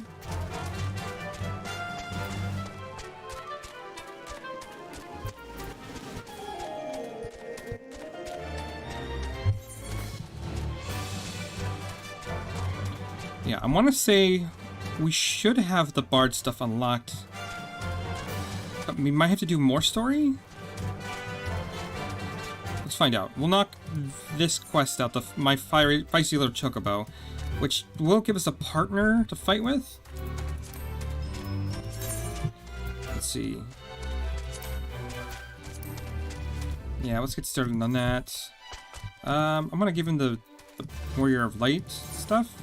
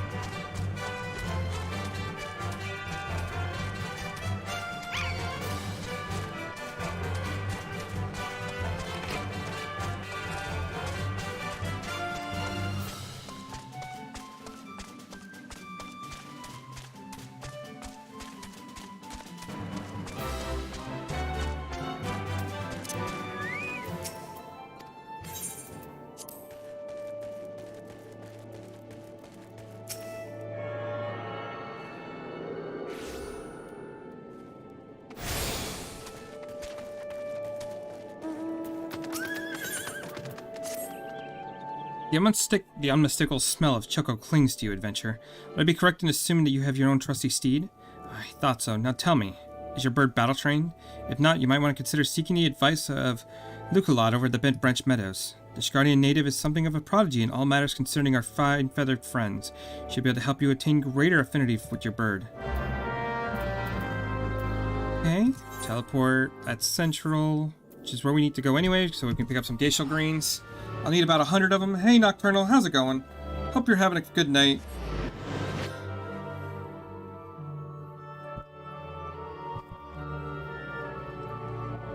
Caught me as I was just completing my goal for the stream tonight.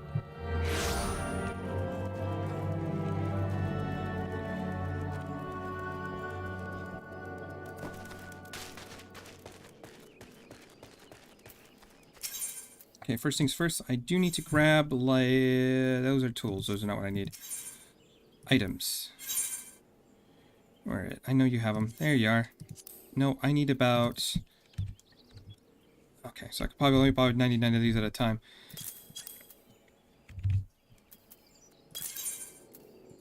Yep. Thank you. And we're going to pop those about right there. We are also going to pop that on my hotbar for reasons that'll be explained in a minute.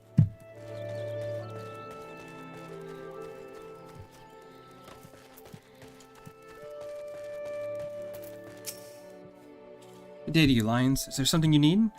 You wish to have your Chocobo trained in combat. That is no small request you make. Riding your bird is one thing. Asking you to take hurts in your name is quite another. I'll help train your Chocobo, but on the promise that you never unduly expose it to danger. Do I have your word? Very well. To begin, you'll need a bunch of glacial greens. You have to my leave to pick one from the fields yonder. Return here when you have it. Never put him in undue danger. This way part of quest to make her fight my enemies beside me. Yeah, you know, if it kills the enemies, it's not longer in danger, right? You win. It wasn't dangerous.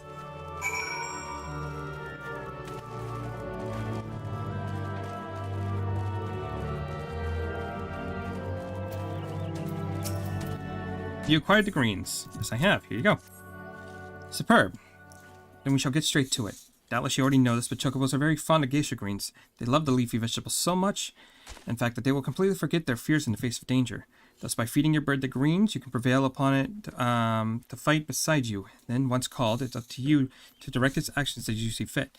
You will find that your chocobo innately responds to a number of general commands. Give your bird an order and it will act accordingly, and to the best of its ability.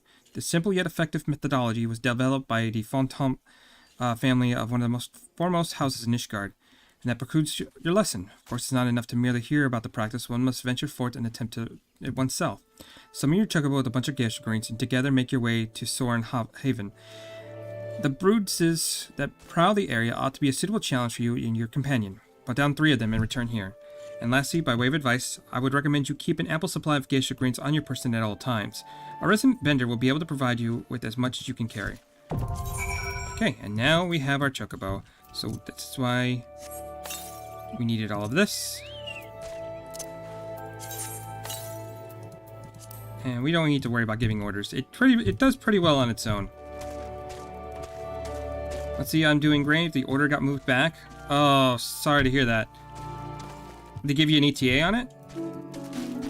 Hopefully it's not pushed back too far.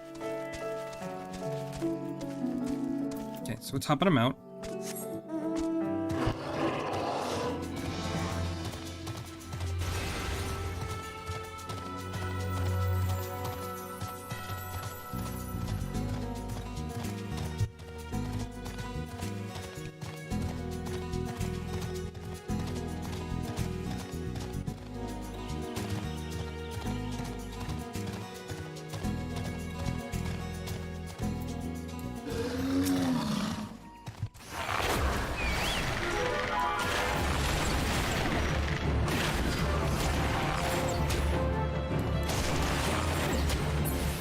They said it'd be soon or the 25th.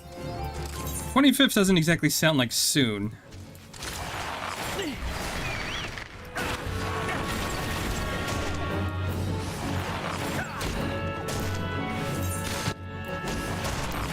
Okay, so first things first, I'm gonna go ahead and make him a healer. So have that going.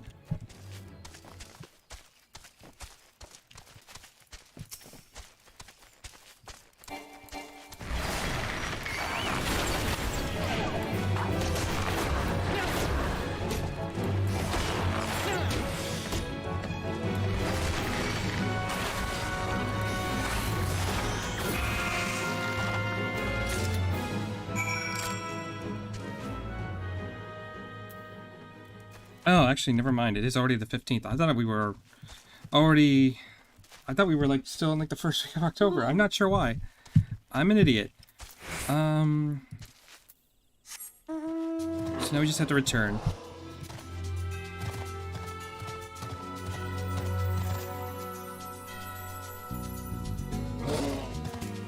Actually, it's kind of glad we picked that up. That way we can just have our chocobo level up as we get to the story. Did you get him out?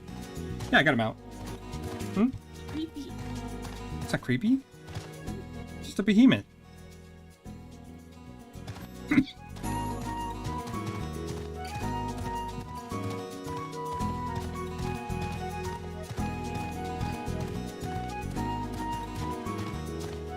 I'm not sure how much more. Like I said, I got the goal I wanted done today. I do have to wake up a little early, but maybe I'll do another hour or so. So you've successfully negotiated with your first few battles with your chocobo. Well done. Tell me, how did it feel? Was it not surprisingly reassuring, fighting with your feathered companion? Your chocobo can make up for your shortcomings or build upon your strengths. Indeed, there are countless ways the two of you might complement one another. Through some experimentations, you'll come to find the approach that serves you best. But lest you forget, I have one last party gift, a saddlebag for your Chocobo. Carrying Gresham Greens can be quite cumbersome after all, so there should be sufficient room for your personal belongings should you need to arise. I pray it serves you well on your travels.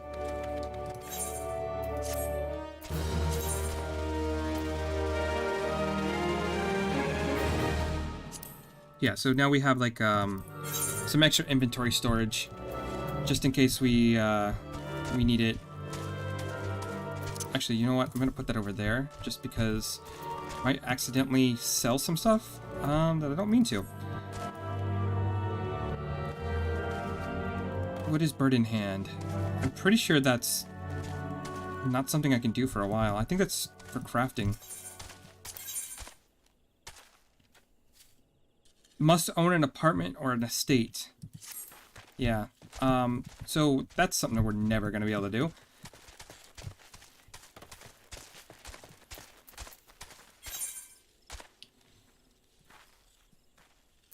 It's still not showing a class quest.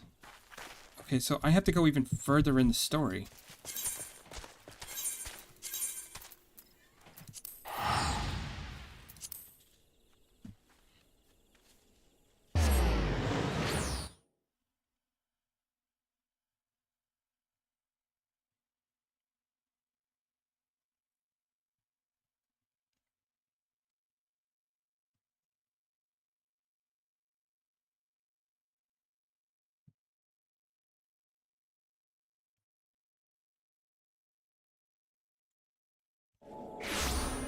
So I need to take a small break, but I will be right back, and then we'll get started on the self quest.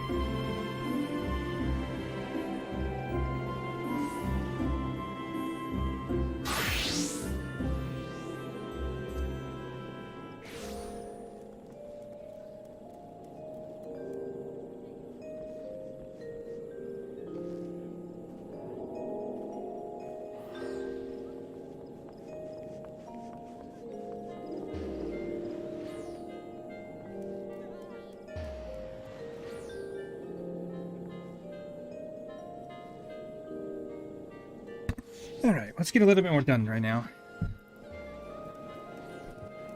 I'm still surprised that, like...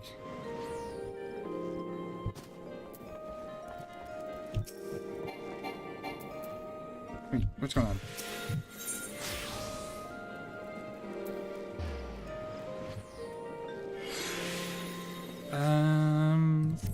Leader. There's still no class quest. Okay. That's odd. Maybe it's because I'm a little too high level. Like, I'm not expected to be this far along compared to the story.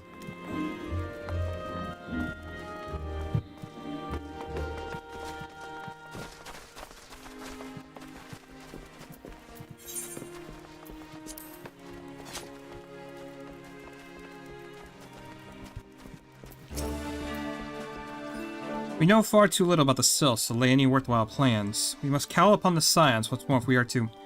Oh, beg pardon. 'Tis a terrible habit of mine to think aloud. But tell me, what brings you to the Adler's Nest?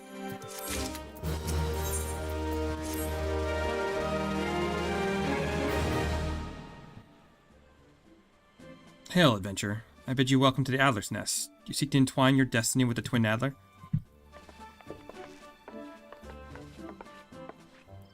Good evening, Commander. Sorry to disappoint you, but other business brings us here today. Gita and Papalimo, always a pleasure to see the two of you. My men tell me you questioned the name of the Scions of late. Right so, Commander. A little bird told us the Twin Adler was in need of our adventuring prowess. Ah, your little bird sings true. No doubt you've heard we're investigating the Sylphs, the curious beast tribe that calls the depths of the Twinswood home. Or Twellswood home. Sylphs are far, for the most part, a peaceful bunch, much to the delight of the Elder Seedseer, who has no desire to see her people embroiled in yet another fruitless war. The Twin Adler is of the same mind, and 'tis precisely for this reason that the Sylphs' relation to the Primal Ramu was raised a flag of warning amongst our ranks. Friendly as they may appear, beastmen will be beastmen. Should there even be a sliver of a chance that the summoning of a primal might disturb the balance between Gridania and the Sylphic tribes, is a possibility we cannot ignore. Better to be safe than sorry, indeed. Do we strike at Romuel or leave the Sylphs to their own ways? That is the question, and I find myself lacking ample knowledge to arrive to an answer. Opinions abound within Gridania, but to listen only to one's own is among the greatest mistakes a commander can make. I'd hear it from the other side, the Sylphs themselves, and seek an impartial party to serve as my liaison. That is where you Scions come in. The Sylphs of Little Solstice remain untempered, and have held many a productive dialogue with our people. I would hear their candid thoughts on their tempered brethren. That said, I urge you to exercise due caution. Sylphic tradition and etiquette bear little resemblance to our own. It would not do to have any cross-culture faux pas get in the way of productive parley. En route to Little Solstice, you will come upon Hawthorne Hut. Our officer stationed there can enlighten us to how to win the Sylph's favor. May your expedition be a worthwhile one. A friendly palaver with the Sylphs. Should be a pleasant enough diversion. The Hawthorne Hut, was it? I believe the ferry departed from West Shore Pier should take us straight there. A friendly palaver indeed. I hope this will be straightforward as you say, Papalimo.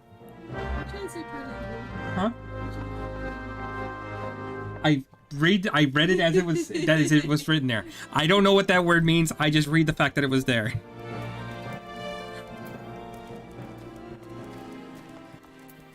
Friendly modern... Wait, what did it say? Friendly modern pink burlesque cyber goth fusion... Okay, what? Friendly nightclub. Think cherry pink and black at our gothic bewitching raves. God damn it. Never change, Final Fantasy. Never change.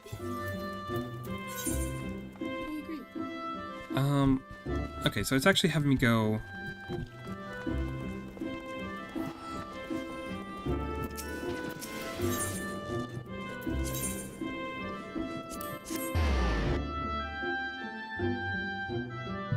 Just the things you read as you go through this game sometimes. Someone worked really hard for that. I'm sure they did. The ferry docked at the base of the hill will carry you across the lake to East Shroud. Once you're ashore, head due east and you should find Hawthorne Hut along without much trouble. Okay. We've already been there, so we can just teleport right away.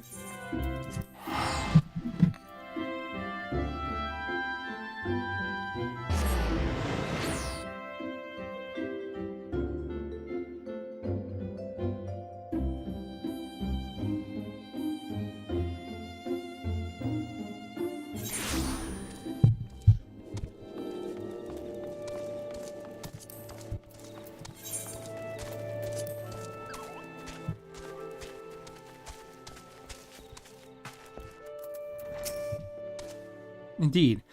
I'm Elaine of the Twin Adler. I understand you are here to learn of the Sylphs, yes? For all their whimsy, they are a weary lot, particularly since the Empire has come to the Shroud. Earn their trust, however, and they'll be as friendly as any folk. They have their quirks, but so do we all, no? Would you know more? Well, you do well to speak with the master of this hut, Rolf. He's forgotten more about the Sylphs than I'll ever know. You've learned anything or two about the Sylphs, have you? I'll tell you one thing, they're peculiar folk. How peculiar, you ask? Well, just let me tell you. They're... Beg pardon, friend, my memory's just not what it used to be. I've seen much and more in my adventuring days, and all the clutter in my noggin now. Though I'd share my stories with those around the hut before, you might have more luck with them.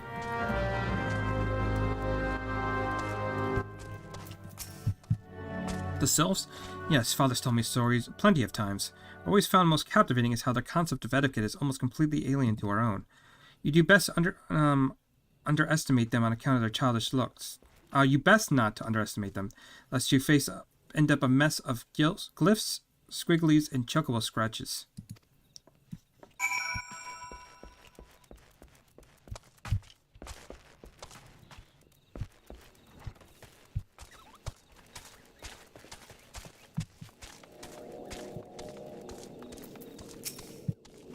Sylphs? Invertebrate tricksters and troublemakers, that's what they are. One day they're drawing mortal faces on our masts, the next they're sending our young sentries falling to the bottom of the ravine. Tell them to stop and they just laugh at you. Rolf claims they harbor no ill will, but I dare say such pranks are no laughing matter. Oh, fancy line, join our bureau of wizards, mages, and healers of tampering longwords for no reason. I don't know, I enjoy this game.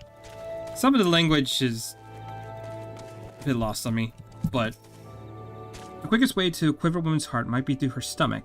But don't even think of trying to foist your foodstuffs on the self. They sustain themselves simply by bathing in the sun, or so Ralph once told me.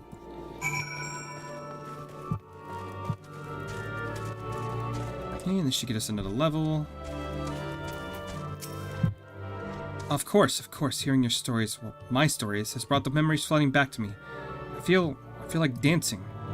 Yes, nothing brings people together quite like a little toe tapping. The Sylph told me long ago that dancing is a time-honored greeting amongst their kind. You do well to remember this. It may help you win the favor of our forest friends.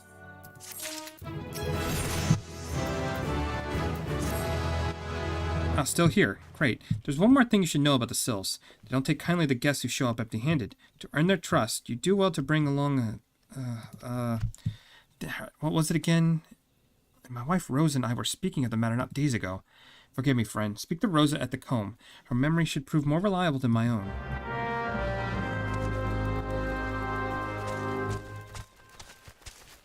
Okay. Go ahead and hop on Chocobo. At some point, maybe I knock out these quests since we're here.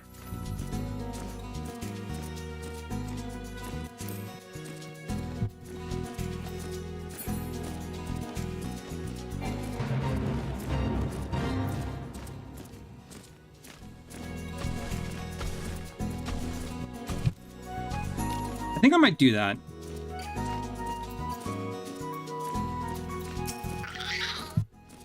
A peace offering to the Sylphs. Or anyone else, I'd recommend a jar of honey, but I fear that wouldn't get you past the front doorstep, dear. No, their tastes run a bit more to the unusual. Are you perchance familiar with milkroot? That's what we call the root of the most fiendish seed skin, the ocho. When chewed, it includes a cloudy liquid that is said to induce curious visions to the... Embebber? You're not catch me dead trying the stuff, but the Sylphs seem to enjoy it to no end. Not seen an ocho around the comb for quite some time, but I did encounter a suspicious clump of grass the other day. Were you to stimulate it somehow with some of the amber syrup, for example, you might be surprised at what comes out. Good luck.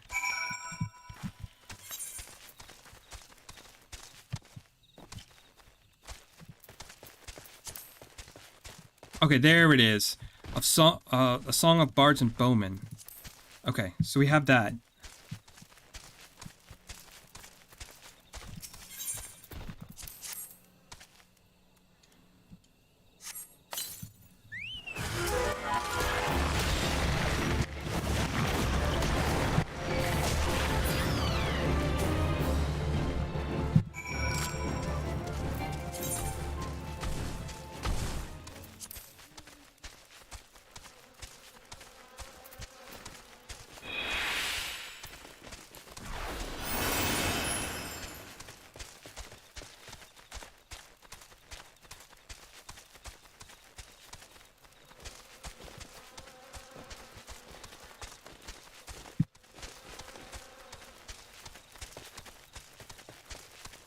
go turn this in real quick, and then I'm going to go back to Gridania, do my class quest,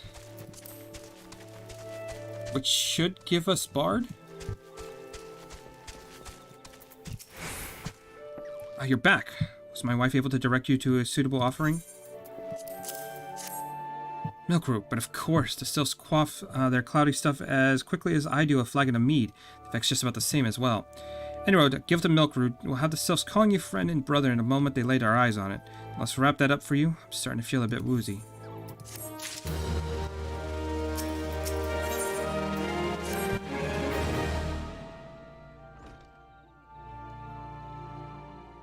I've taken the liberty of wrapping your milk root well and good. It should be nice and fresh, not to mention spare you from the god's awful stench.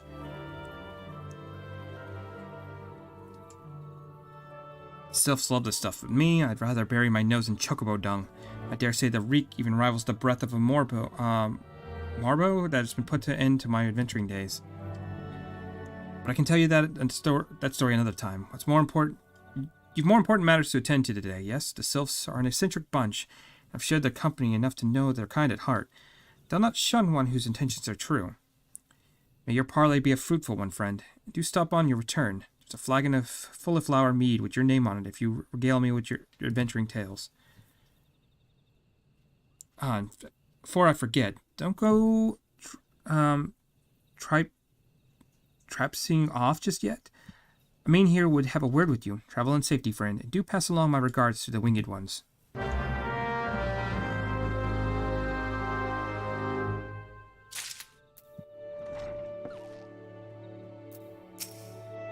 It's good to see your knowledge of sylphilic culture has matured. I see no reason to delay your mission any further. Upon your arrival to Little Solstice, seek out a young sylph by the name of Muxio. He has served as an intermediary between our people on many occasions and has a close ear to the tribe's elder. See that Hawthorne has furnished you with some of that malodorous root the sylphs so adore. I have something of far greater import for you to deliver, a missive from the elder Seatseer herself.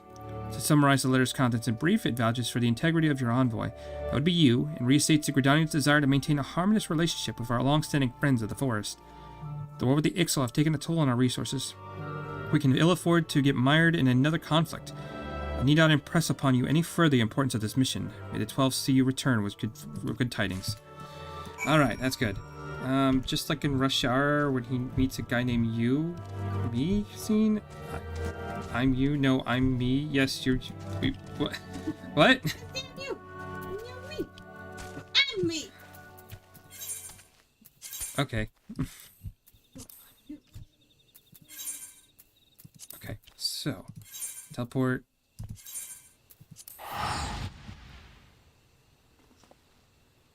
I'm just pointing at you, but if you want to give me some of that, I'll definitely take a hit. Thank you.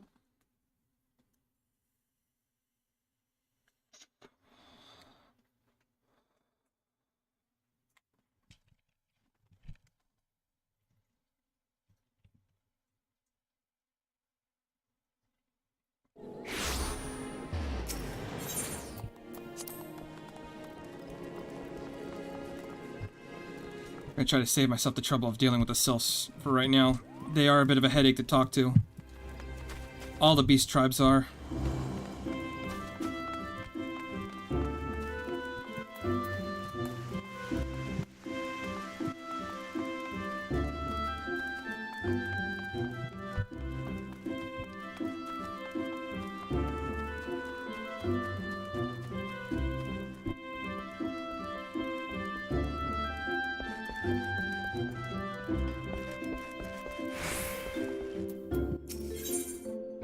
Okay, so this is going to give us Mage Ballad. Deals unexpected damage with a potency of 100. Grants Mage's Ballad to self and all party members within 30 alms. Increases damage by 1%. 80% chance to grant repertoire. Reduces the recast time of Bloodletter by 7.5 seconds. Okay. That's pretty good. Well met, Lions. Would that we've had the time for banter, but we're up in our arms here. We're all up in arms here. Yet another Ixal dirigible has been spotted over the 12's, you see. The reappearance calls to mind the Battle of Griffin Crossing. When I say battle, most are agreed that the massacre would be rather more apt. The Ixal dealt us a crushing defeat that day. right around this time of year it was, but in 2 decades past. A humiliating episode in our history, to be sure, but heavens forbid that we ever forget it. Failure is the finest, if not kindest, of teachers. And few things drive a man better than its sting. Well, let's speak of more cheerful matters. Perhaps you already heard, but a renowned archer has returned to the Twelveswood, the one they call the God's Bow. That's just a title, of course. His birth name is Jinhantel. He was once the God's Quiver, the man of legend even then. There's no honor greater than being taken under his tutelage. But that's not all there is to him, mind you. Jinhantel was also a skilled bard, one of the rare few capable of inspiring others to great feats through song. Upon learning the God's Bow's return, dozens of us flocked to him in hopes of training under a legend, yours truly included. Alas, the meetings haven't unfolded quite as we had hoped. Jinhantel has refused to teach each and every suitor that has approached him thus far. Though it should be mentioned that the topic he is reluctant to instruct us in does not include poetry and song, he seems exceedingly keen to teach us all about them. Some few of us were tempted to take him up on the offer, save that we have a nation to defend. Far be it from my intent to belittle all those bards out there, but I'd like my chances rather better charging into battle with a quiver than a harp. Here we are hoping that transcendent mastery of the bow might be ours. By the sparkle in your eye, I wager you have an interest in that self-same poetry and song. Come now, there's no call for shyness. There is more to life than battle. If you present yourself as a pupil to Jinhantel, I happen to know his whereabouts. I'm given to understand he has made his camp somewhere west of Quarry Mill in the South Shroud. Jinhantel is an agreeable sort of fellow, and should be willing enough to meet with you. Truth be told, I'm still holding on to hope. If you could find a way into Jinhantel's confidence, maybe he can yet be persuaded to train us. I wish you best of luck, friend. Okay, well, let's go and knock this out. Class quest is always priority.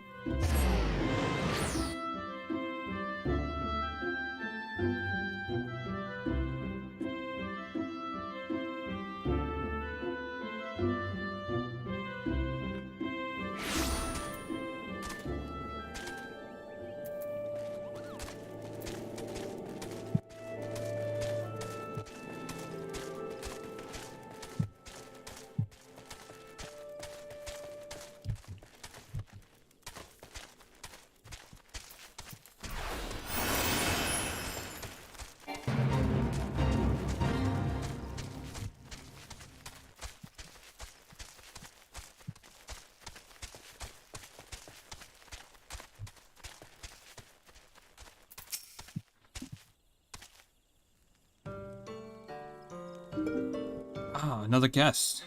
You were kind to pay me a visit, young one. Naught gives us elderly folk more pleasure than the company of a young, and to that a steaming pot of tea and a beauty of the Twelveswood, and we could want for little more. But the curl of your lips tell me that the tea and scenery are not what you desire. You seek knowledge of archery, I take it, in which case I'm afraid I must disappoint you. Lions, was it? Yes, I'm Jinhantel, the one they call the God's Bow, but that was in another life. I've long cast aside my bow, taken instead a harp to my breast. For years I've lived as a bard, going wherever the wind blows, exuding in the beauty of creation through song. To be sure, I still have eyes to recognize a promising archer when I see one, and you, young one, have promise. Keep your nose to the grindstone, and one day you may count yourself a virtuoso of the bow. Yet know the veracity is worthless without virtue. The words of a ballad of a vainglorious fool tells us this much. Yours truly to remain and learn poetry and verse. Well, I must admit to being rather taken aback.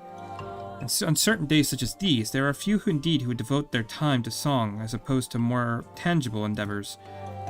You intrigue me, young one.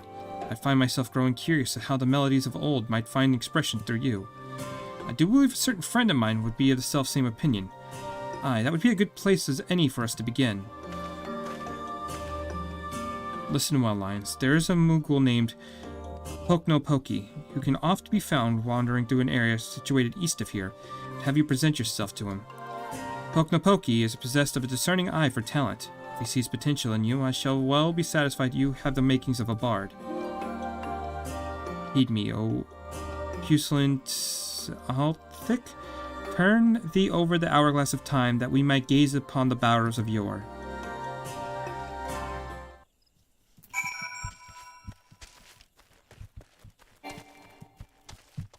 Yeah, I'm losing my ability to be able to read, so I might have to end this shortly. A little bit longer. Let me just get this done, and maybe do a little quest over in the Hawthorne Hut.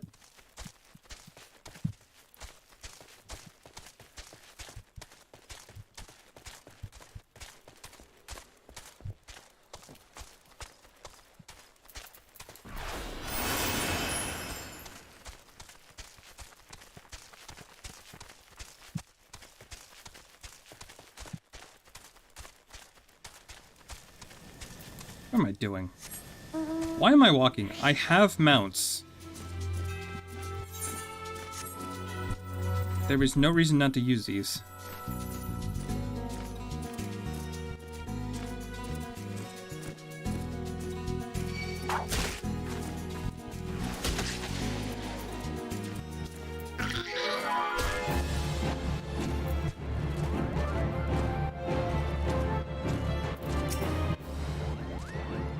How could this have happened? It's so embarrassing. A blooded for the ages, Kupo. You understand what I'm saying, don't you? There's a rare talent, I'll allow, but you've caught me at a bad time, Kupo. Now be good adventure and show yourself out. Jehental sent you. Should have said so sooner, Kupo. Have a good night, me, or day. I mean, I'll be here for a little bit longer. Not too much, though. Depends on how fast this stuff hits. You do know that Jehental is no ordinary bard, yes? His songs can salve the heart and strengthen your resolve. They can banish your fears and fill you with hope. And that's just scratching the surface. Why, to hear him perform is like bathing in sunbeams, Kupo. I've asked, begged, pleaded more times than I care to count for Jehental to stay and sing in the forest. Only now he's deigned to set foot here again, and now he's refusing to sing for us. It's a blatant breach of promise, Kupo. What's this? Why, your being resonates with a chord similar to Jehental's, perhaps even identical, Kupo. By the 12, that means that things may yet turn out to be as planned. You might even have it in you to surpass the man, and that says a lot, Kupo. Egads, you coming here had so excited me. My predicament nigh escaped my mind. There's a charm that I meant to give to Jehental. You see, it was stolen as I napped. I roused just in time to spy the thief and attempt to give chase, but last drowsiness robbed me of my balance, and I was delayed by this tree. Last I saw of that overboard brigand, he and possibly she was scurrying towards Taker's Rot, Kupo. Now I realize we've only just met, but would you mind recovering the charm and delivering to Jehental in my stead? Yep. Let's go ahead and do that. I believe this charm is actually the job crystal, if I'm not mistaken. You son of a...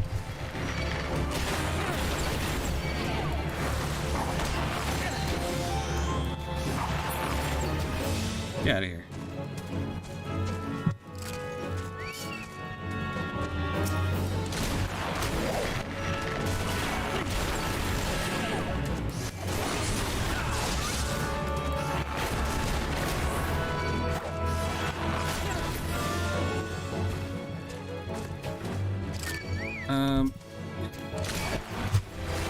This is fine. I don't have good hammer right now, which is unfortunate. It's fine. Let's kill you. Yeah, you should probably go to bed. I don't know. I appreciate the company, but you don't have to stay up for me.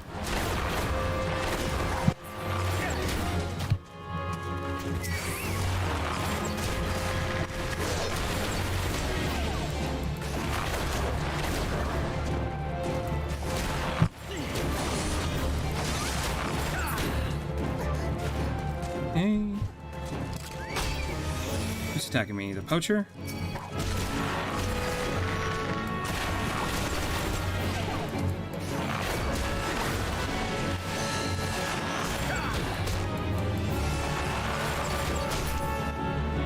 There we go.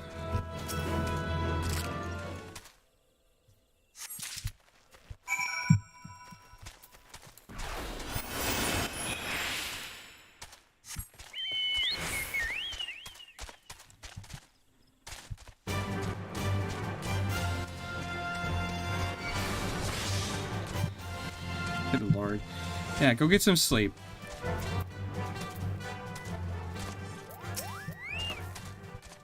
You recovered the charm? There you go. You did it, Kupo. Please, you must now deliver it to Jehenthal. Tell him that Poknopoki thinks him a cunning rogue and is excited nonetheless. So excited, in fact, that he cannot help but sing.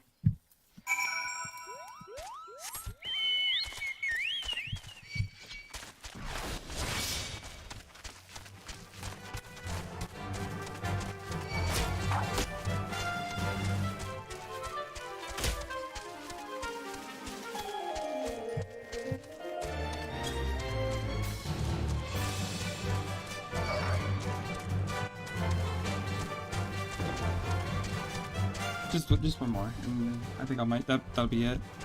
I can't get two.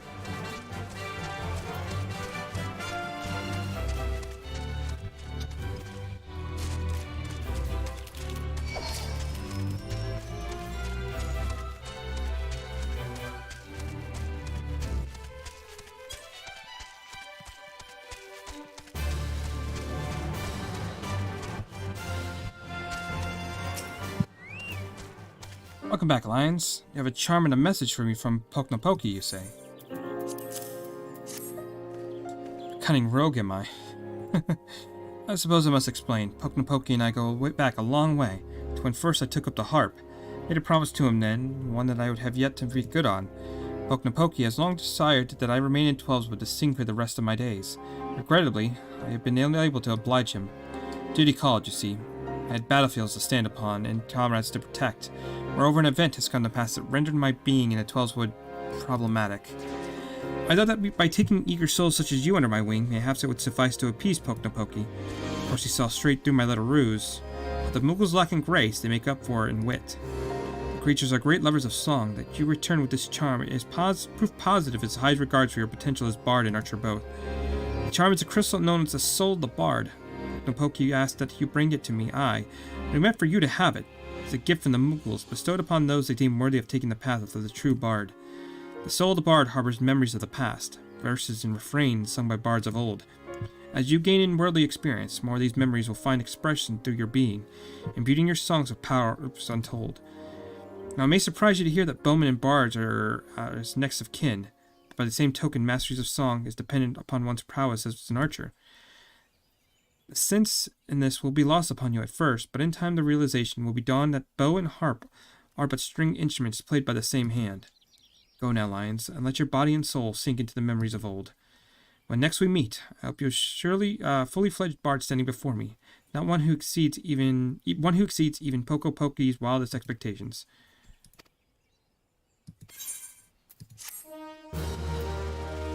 All right.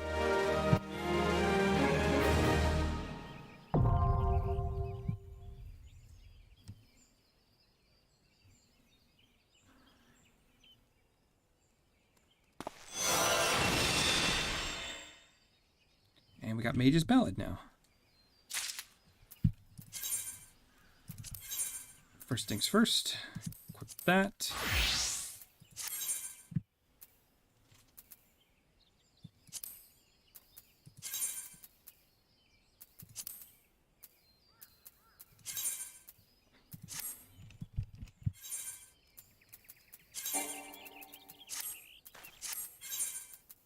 HUD layout.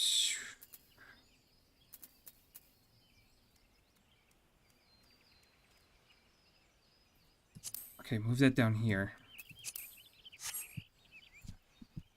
I hear you, you son of a... Okay, might have a small problem I gotta take care of.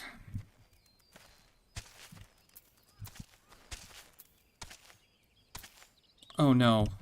Oh no, I gotta fix this now? I forgot to do this, it's so annoying. Okay, so we put teleport up there, we take that off the...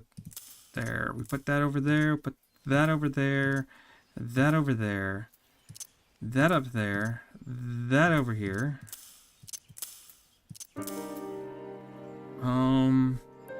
Quick Knot can stay down here. Head Graze, Mage's Ballad's gonna go over here, Arm's Length can go over here, Wind Bite, Poison go over here.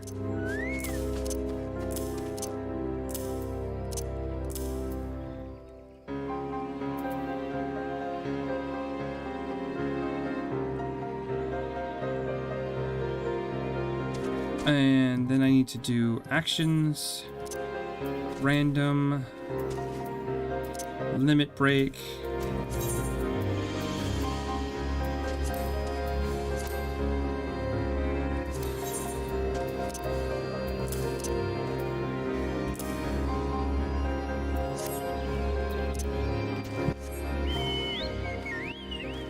I don't know what this guy's doing, but he is creeping me out.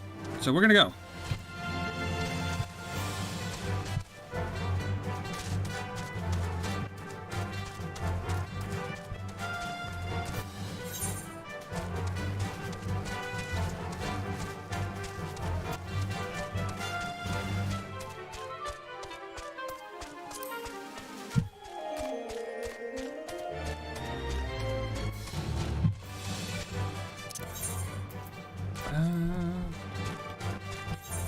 Why don't we go ahead, switch over to Lancer real quick, knock these quests out. You look to be a dotty sort. Perhaps I can trouble you with the task. Recently I shared a flagon with a merchant from Ulda who granted me her tales of dangers from the road. Worst of all, as she had it, was the ferocious beast that nigh gored her within an alm of her life, since she did not she reached the forest's safe embraces. What matter of beast you say? You'll not believe this, but it was an antelope. Yes, I doubted my own ears when I heard of the tale, but I seemed the most ill-tempered strain of the beast when it was the land south of Druthers of late. You might recognize them by the scars they bear from the frenzied battles of men and fellow beasts alike. One last thing, I give you this freshly made bowl of Sparhawk egg soup to aid you in battle. You may chuckle, but the spices contained within are known to sap the energy of those plant-eating beasts. Now go carefully, and don't let those doe eyes lure you into a false sense of security. Lest the next ale you down spill freely from the myriad of holes in your body. Oh yeah, this. I kind of forget this is a thing. It's a bit annoying, but...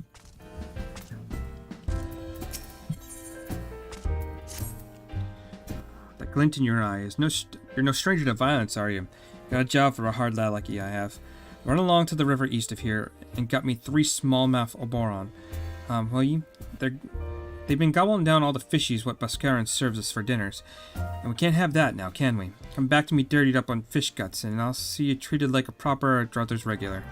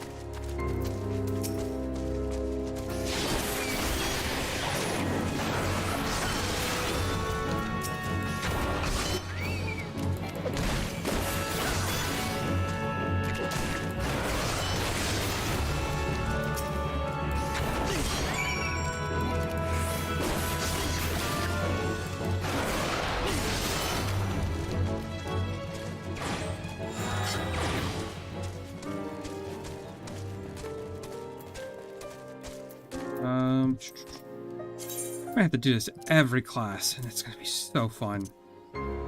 Okay.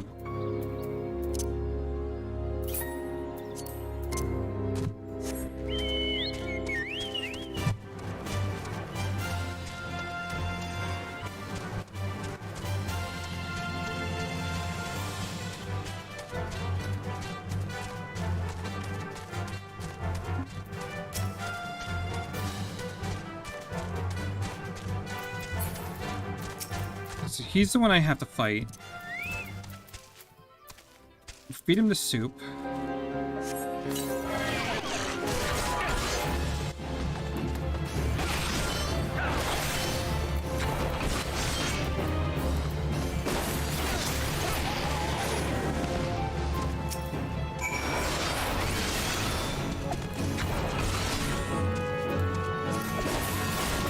How are you looking? You...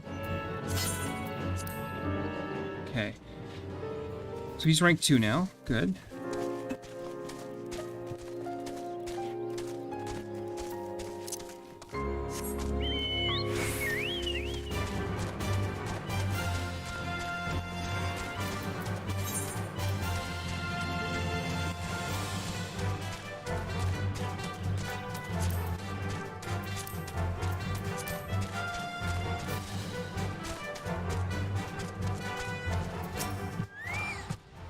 To the adventurer, merchants, and laborers who've come here to partake in fine ale and fine company, to Drothers is like a second home.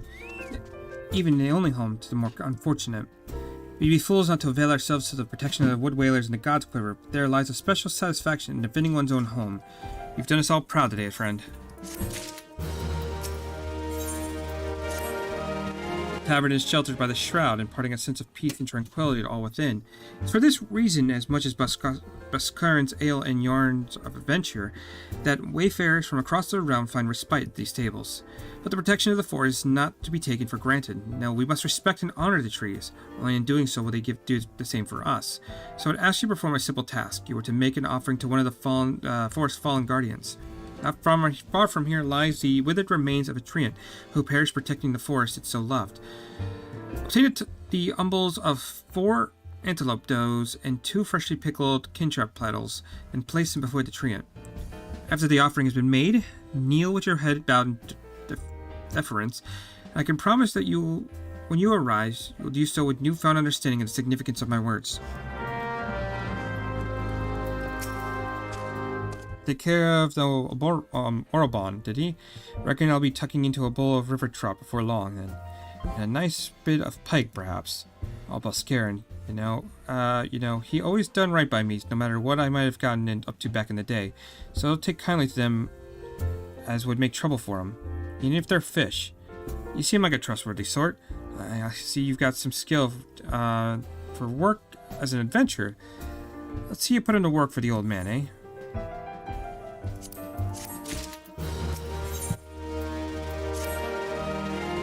You've taken me advice and putting your work skills to work at the Drothers, have you? Well, that's what I like to see from a strapping young lad. Well, tighten your bootstraps, because I've got another job for you. I was down in a pint of Buscarin's finest the other day when I heard that the Cucurin are hoarding stashes of poison around these parts. Can't say for sure what they're up to, but it can't be nothing good. Why don't you take these fire pots I've at them and go blow those up the whole bleeding lot?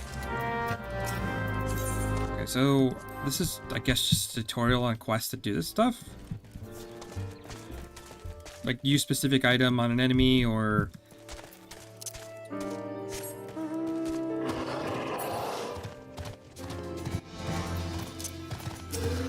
Okay.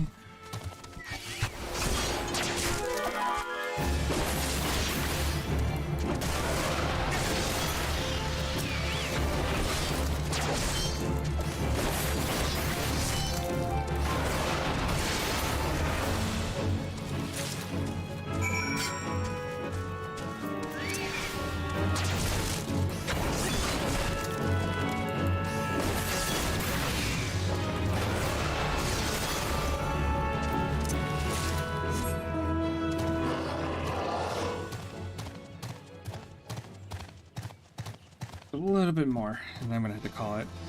We're going for 3 hours, so I think that's a good enough stream. Got what we wanted done.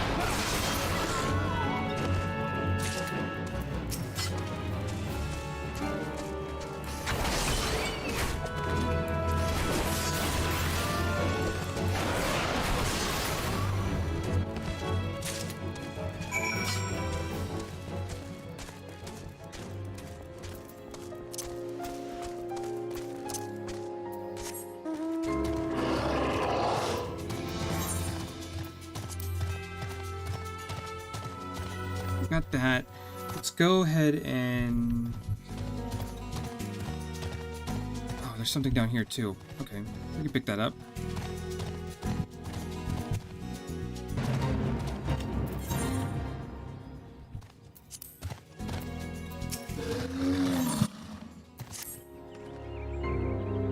You are an adventurer, are you not? Tell me, have you experience in the field of relic hunting? I'm currently attempting to catalog all the relics in the area, you see, but find them at the task rather more time-consuming than I initially anticipated. I'm all but convinced that we stand in what was once Galmora's residential district. As yes, I've yet to recover a sufficiency of domestic objects to confirm my theory. Should you happen upon any items while wandering the area, I'd be most grateful if you could bring them to me. Hey, Polly, welcome back. You always kind of get me near end of my stream, but so I was just about to end it, but I guess I could stay up for a little bit longer. Cleveland wins? Cleveland wins what? I don't know what that's in regards to.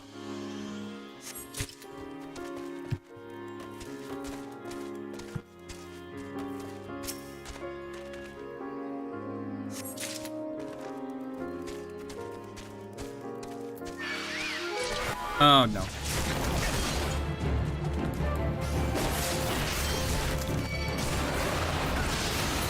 Ah, sports ball. I see.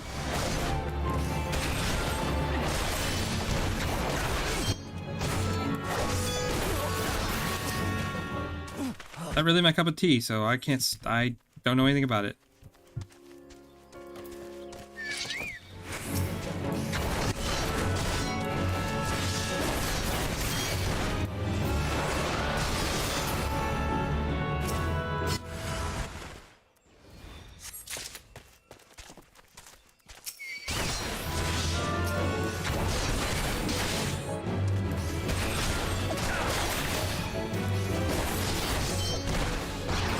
I'm not really doing the most exciting stuff right now. I'm kind of just clearing up some side quests, so...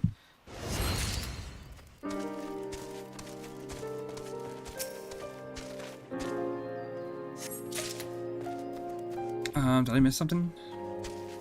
Okay, so there's got to be another one around somewhere.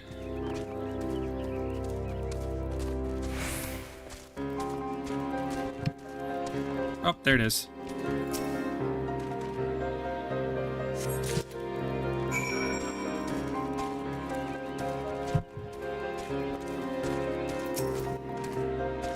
Back so soon. Are you certain you exercise the appropriate amount of care of delicacy in your search? These artifacts are hundreds of years, so never mind. Show me what you found. Yes, these are most certainly examples of Gamoran tableware. Judging by the shape and ornamentation, they appear to be cups of the kind once used to serve herbal infusions. Or perhaps vegetable broths? Perfect. My work here is far from done, but this discovery brings me one tantalizing step closer to realizing my dream. The restoration of these ruins and their re-establishment as a settlement for the Duskried Elzen. Gordani has long perceived my people as outcasts and brigands, and if we Duskrite can return a measure of prosperity to this fallen city, we may no longer need to resort to common theft or banditry in order to make ends meet. Imagine it. But I'm rambling. Thank you for your help. We'll take that. Okay, so she doesn't have any more for us.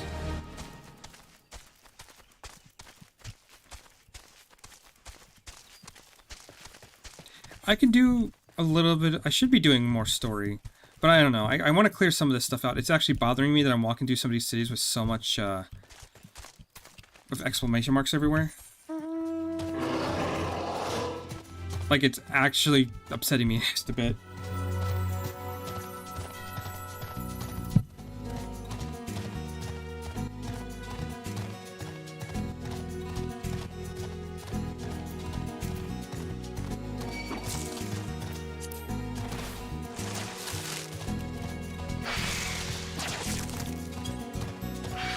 So I want to try to do, just stick to the ones with Gridania. So right now we're working on the Sylphs, and so I'm going to do these two, and then I'm going to do that village over there for a win, and then I'll do more plot, because at that point, I'll do the plot as I get to the, I'll do the side quest as the plot takes me to those sections, I mean. You switch servers? I think I'm on the same data center. I'm just not on the... I'm not in the same world. So I don't think I've really changed servers. Okay, we kneel in front of you. Oh, wait, no, wait. I was gonna say, we saw another, like, thing like this over on the East Danelin. Maybe we have to do the same thing over there?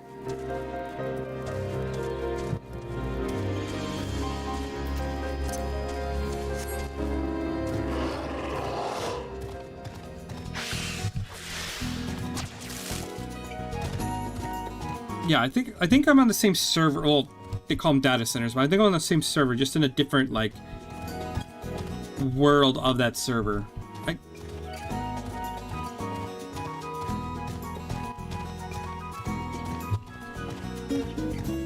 you had another one? Alright. I thought I was ending this area, but never mind. You've placed the offering like I asked. I thank you. The train we have honored was not always withered thus. Unable to bear the changes racking the forest and the wicked calamity, it lost all trace of vibrant life, wasting away until its current haggard appearance. You may see Trents as little more than overgrown adversaries, but many of us local folk revere these creatures as guardians of the woods. It is nature's way that we tend to those who once tended to us. Should we forsake our protectors now, then we ourselves will be forsaken when their protection is needed once more.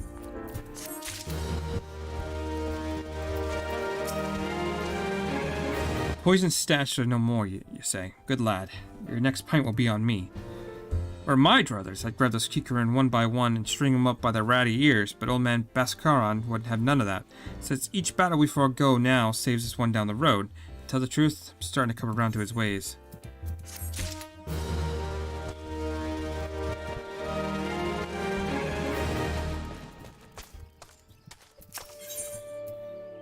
Okay, and this is going to get me another minion.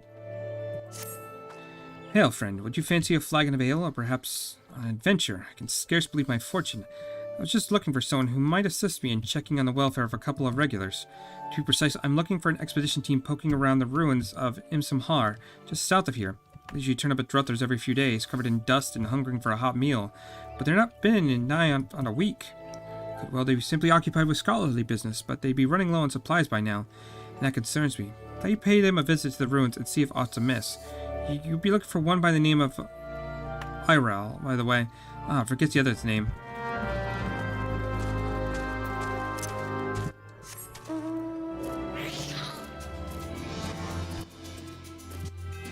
Okay, this should be the last quest of this section. And then we'll go over into the Sylph area, knock that stuff out. Yes, may I help you with something? Yon was concerned for our well-being. Positively sweet of her, but as you can see, we are both quite hale and decidedly not deceased.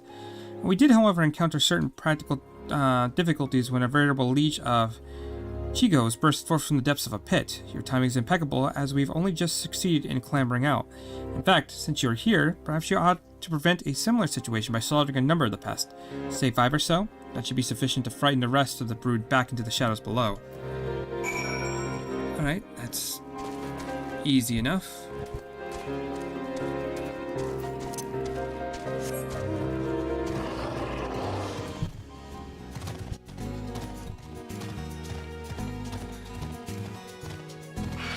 I don't know, I might just go another like 10 minutes and then call it. So I am getting kind of I'm getting to the point where I'm barely knowing what's going on. So, and losing my ability to read really fast.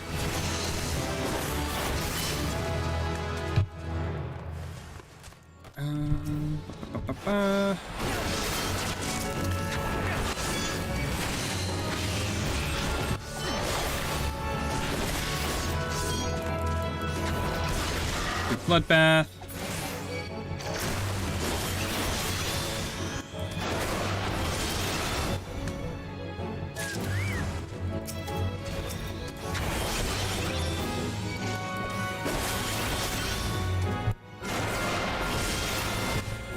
There we go.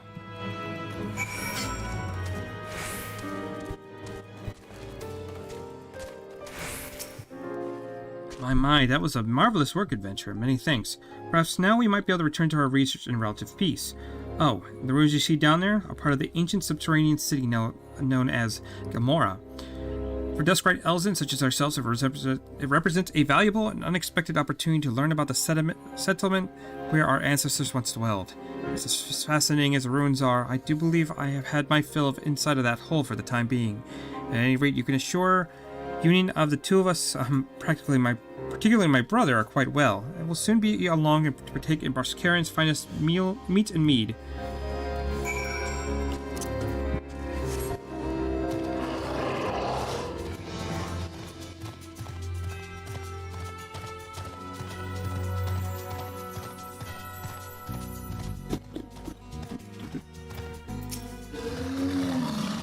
Thank you, friend. Barskaran might come off as a rough hew to strangers, but I tell you, he'd be right devastated were anything to happen to one of his regulars. What's that? It reassures me that her brother is in fine fiddle as well. Why, I have not the slightest idea of whom she speaks, nor why that would concern me.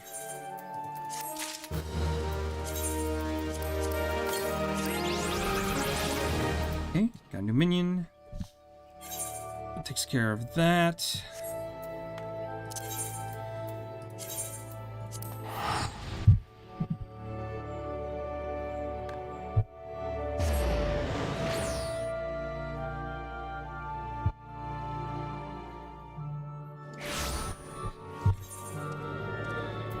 So I have all of this here I need to do.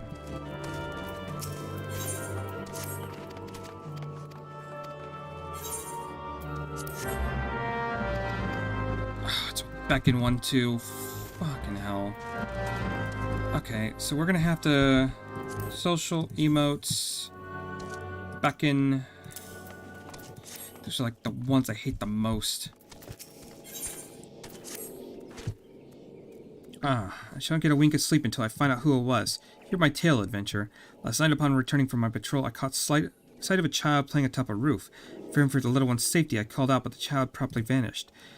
Now we haven't received word of any missing children, but if there were even a chance, were it not for my duties here, I would be out searching now. Might I trouble you to climb to the roof and investigate in my stead?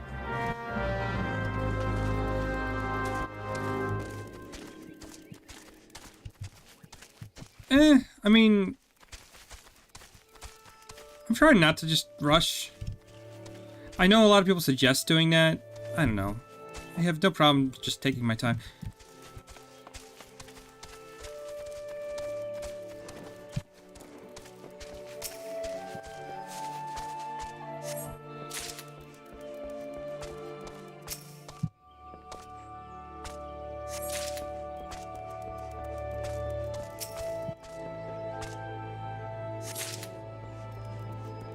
And the last one should be...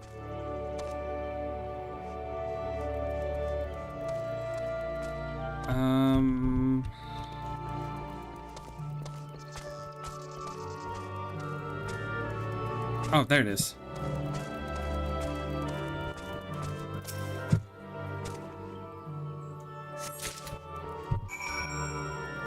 I'm gonna have to come back here and do it eventually anyway, so it's not like it does us really any harm just to do it now. Oh, you've returned. Tell me all that you have learned. Found this king atop a roof, you say? It is far too small for our use. Wager belongs to one of the sylphs of Little Solstice, the settlement to the east. Why, I suppose it solves the mystery. It would seem that the child I saw was in fact a sylph. I was so worried. At any rate, you should return the cane to the rightful owner. Please take it to a sylph named Dalexia in Little Solstice. She will know what to do with it. And while you are there, tell her in no uncertain terms that her people should not wander in the forest at night. I think that quest is up there. So...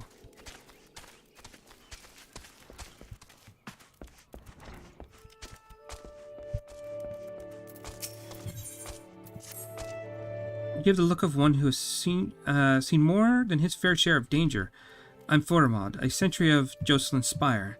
That you are forgiven for imagining me a sentry of this hut. So seldom have I left in recent days. I sustained an injury, you see, and have been out of commission for some time.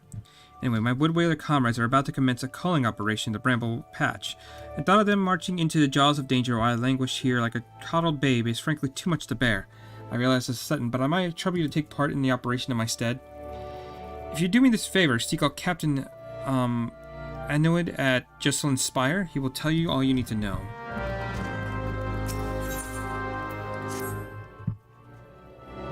You're an adventurer, are you not? Aye. The same air about your father.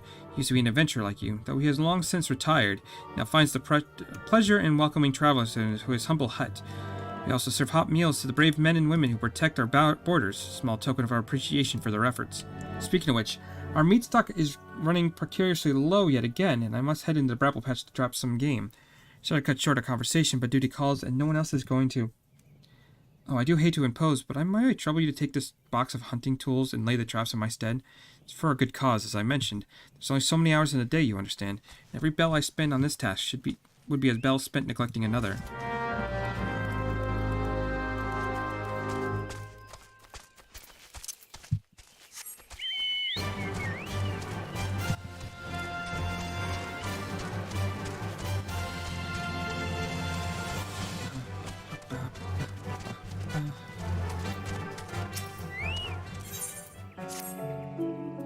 Those frightful snouts, tusks like unto spears, and the squealing, the dreadful squealing, a deaf hymn that haunts my dreams each night. Why, oh why did I ever leave home to come here? Hail, adventurer, your sharp eyes, and tells me that you're keen to prove yourself, and to your good fortune, I've a menial task ideal for one of your fair to middling abilities. Wild boar plagued the Bramble Patch. It's about time that someone called the herd. I'll hop to it now.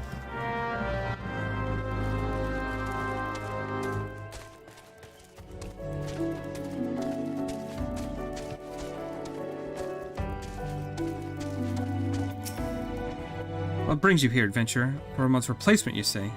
But you are aware of the risk. Well, you do seem a capable sort. Fairmont's task was to be slaying of 6 black bats in the Bramble Patch. I'll take you or to see to this. Very well. I wish you the best of luck. Okay, so all that's in the same area, so we can knock that out pretty quick.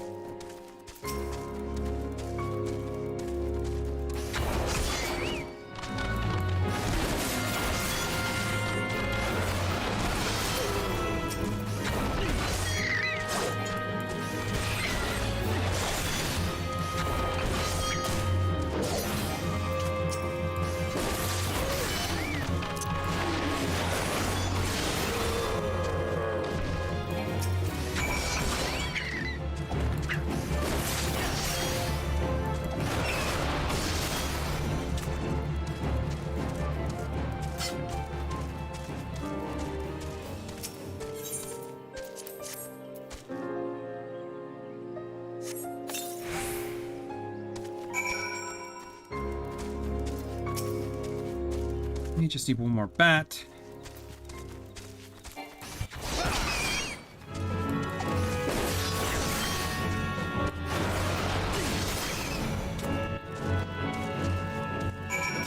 Okay, that's all done.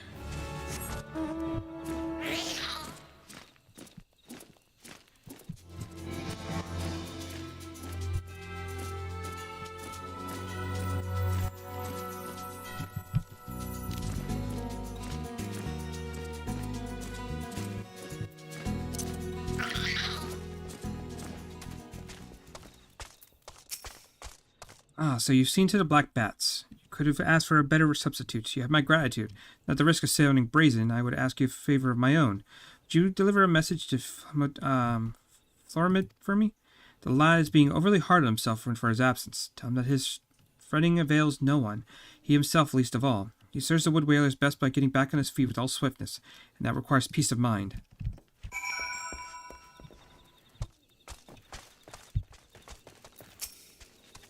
Please, you have my vow. I swear boarskin armor no more.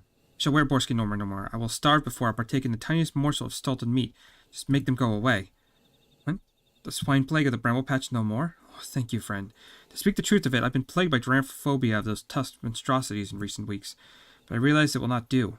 Jocelyn Spire overlooks a hub of trade and military activity. To shirk my duties would do dishonor to the hero whose name the Spire bears. You've instilled no measure of courage in me today, friend. And for this I am grateful. I'll take the high potions. You look to be made of sterner stuff than the average adventurer. How would you go fancying about doing your bit to preserve the peace? We patrol the area night and day, but a recent skirmish put a dozen of my best men in the infirmary, and we're sorely short-handed as a result. I'd be grateful if you fill in for the wounded. Now there are 3 strategic positions on our patrol route, each marked with the Twin Adler standard. What you need to do is to go to the 3 locations, and turn, and hold your ground for a little while. Nothing to it, see?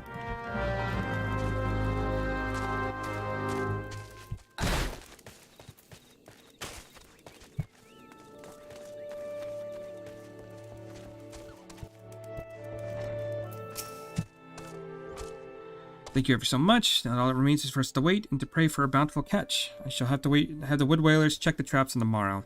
They're more than happy to do so, knowing that the meat will end up in their own bellies like as not. But if I might be permitted to speak seriously for a moment, it's not an easy time to be a frontier sentry. Fearsome beasts abound in these parts, and there is imperial threats besides. Excuse me. Thus am I glad that I cannot wield a sword, may yet play a part by preparing hearty meals for those brave and women who, men and women who willingly endure hunts that simple folks like me might enjoy peace.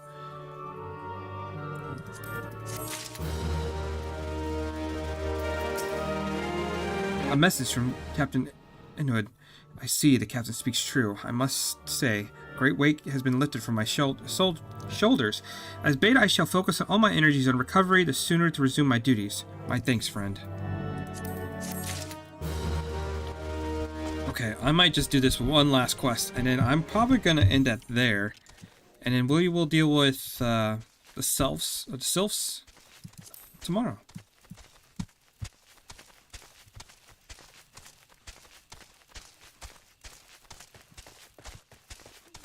Oh wait, I still have to do the levy quest. Okay, we'll knock out these 2 quests.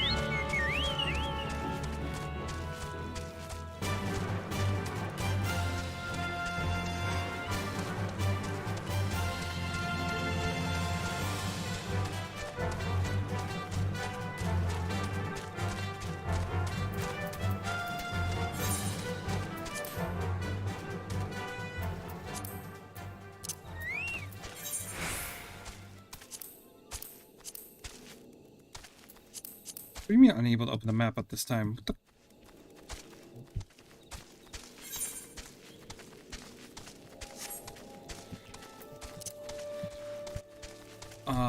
Okay, I'm confused.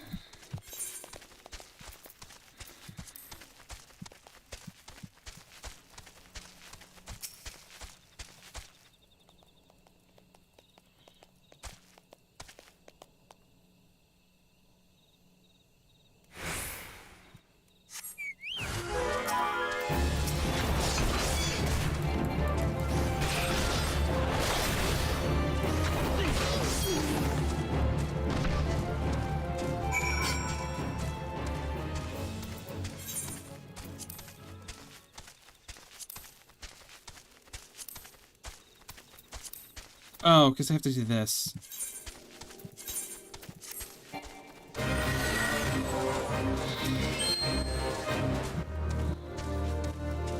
Okay, where am I leading you? I think over to...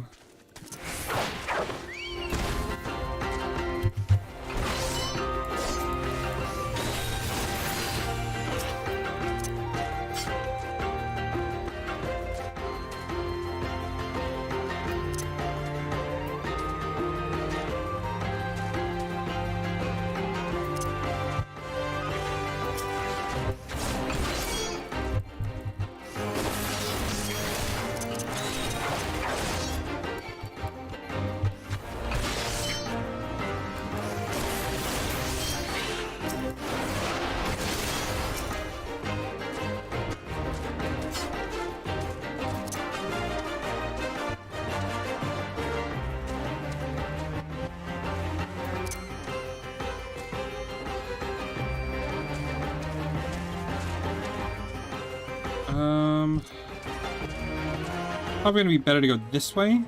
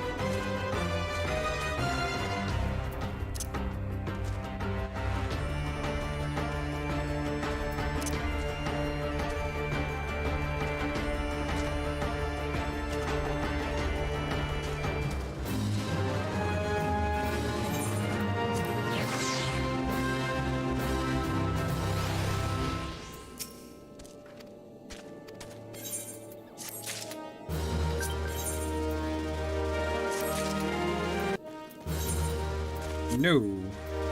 Yes.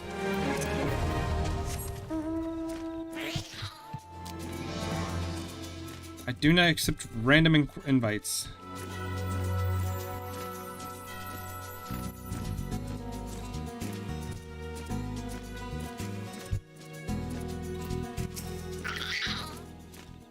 Good to see you back in one piece. Is there aught to report? Running with fell fiends, you say? That is passing odd. We've never had trouble with the local fauna on the patrol route in the past. Now if their number are on the rise, we must keep a close eye on things. Anyway, thanks for your help, friend.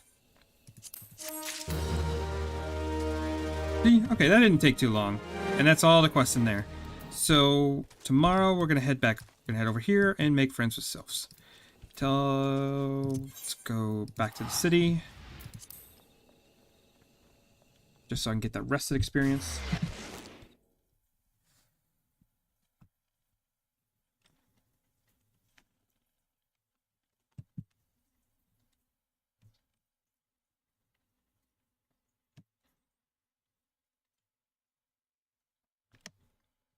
Come on, game.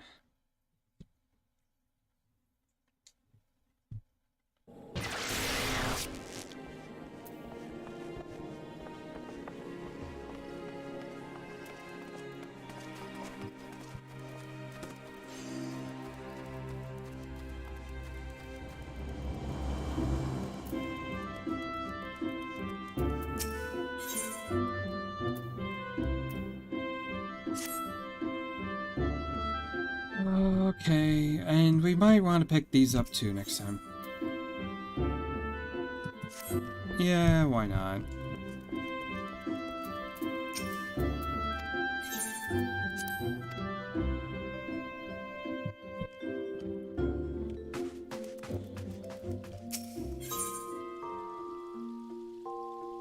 Dream fitting? Try the online store gear? No, I'm good on that one. Alright, have a good night.